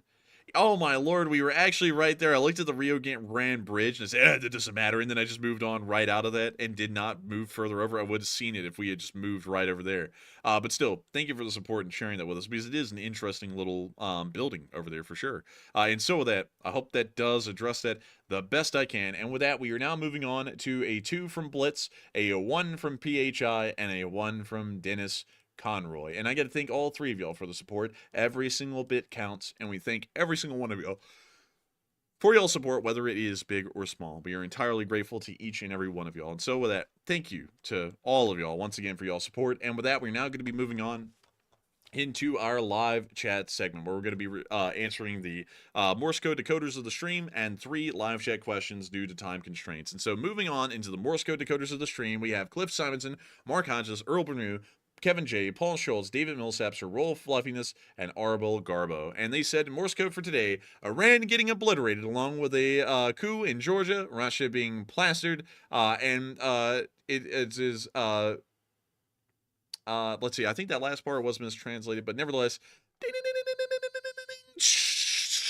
that's the sound of money, and y'all got that dead on the nail. That was the Morse code message of the night. I got to congratulate y'all. I think there may have been a slight typo at the end of that. I'm not sure if that was put in by Matthew or not, but nevertheless, I do congratulate y'all on getting that Morse code message correct, because y'all continue to get that thing correct about 900 days in since we started doing that. And so a big shout out to y'all. And with that, we are on to the third to last live chat of, well, the third to last question of the night, which is going to Old Buzzard. And Old Buzzard said, do you know what military equipment South Korea might send to us, as in maybe Ukraine? They will most likely manufacture through Hyundai Rotem K2 Panthers and R600, if I remember the number correctly, Rhinos, which are very similar to Rosamax. And so with that, I hope that does address that the best I can. And we are on to the second to last question of the night, which is the Nomads Clan. And the Nomads Clan said, first time here, hope you guys are having a wonderful time. Question for the Q&A time. With the blood feud and now the Belarusians threatening war, what do you think is going to happen? That's a great question. The Belarusians are threatening war because they're scared the Russians are actually going to annex them soon. So as long as the Russians don't annex them, there will really not be a war with Belarus, most likely. As far as the blood feud goes, that could go anywhere. It could go to where Kadyrov is killed very soon by the Russians, or it could go into an outright conflict with the Russian Federation and end up being a major Caucasus war again, much like the ones of the 90s and the early 2000s. So that's really the two ways that the Chechens could go, and as long as Belarus isn't invaded, there's only one way that could go, and that's if they are invaded, it's war. If they're not, things will largely remain status quo. And so with that, I hope that does address that the best I can. Very good question, the Nomads Clan, and thank you so much for enjoying the stream tonight and asking a question. I hope I was able to answer that fairly well, at least in a very concise way. And with that, we are on to the final question of the night, which goes to Anthony Manzano. And Anthony Manzano said, as a person who covers this as much as you do, are you surprised there hasn't been a revolt starting in Russia and people taking advantage of Putin's declining health? I actually have not been that surprised by that, because while at the beginning of the war we did think that there was going to be revolts because there was a lot of angst inside of the Russian Federation, it quickly died down because the Russian government is able to keep an iron fist on the Russian public, and as long as they're getting some food and at least covering basic necessities, there really isn't a way that they could at least overthrow the Russian government. As long as the military is on the Russian government's side, even if the public is against them, they will be able to run the country. So that is the best thing I could say about that. I'm not really that shocked that it hasn't gone in a violent revolutionary way against Putin, for that matter, really for those reasons. But as far as the Russian public is concerned, I really did think that they were going to be a lot more against the war than they have been as a trend. That has shocked me, but beyond that, Putin staying in power hasn't really shocked me too much. I think, if anything, the overthrowing or the ousting of Putin will probably come once the war is in its final days, or after the war has ended just a little afterwards. But with that, I hope that does address that the best I can, and we have reached the end of tonight's stream. I've got to thank each and every single one of y'all who has been here with us tonight and has watched this stream from start to finish. Every single one of y'all, we are entirely grateful to have you all here. At the peak tonight, there was about 15.5 thousand people here, and 150,000 people have watched this stream before it ended. We have to thank all of y'all so much once again for having been here. And if y'all have enjoyed, please make sure to subscribe, like, and comment, because we run these streams 6 days a week at 10 p.m. Eastern Time every single day, except for Mondays. And so with that, good night, good luck, stay safe, take care, Slava Ukraini, and long live the Lee Spring Army. The Lee Spring Army will never die.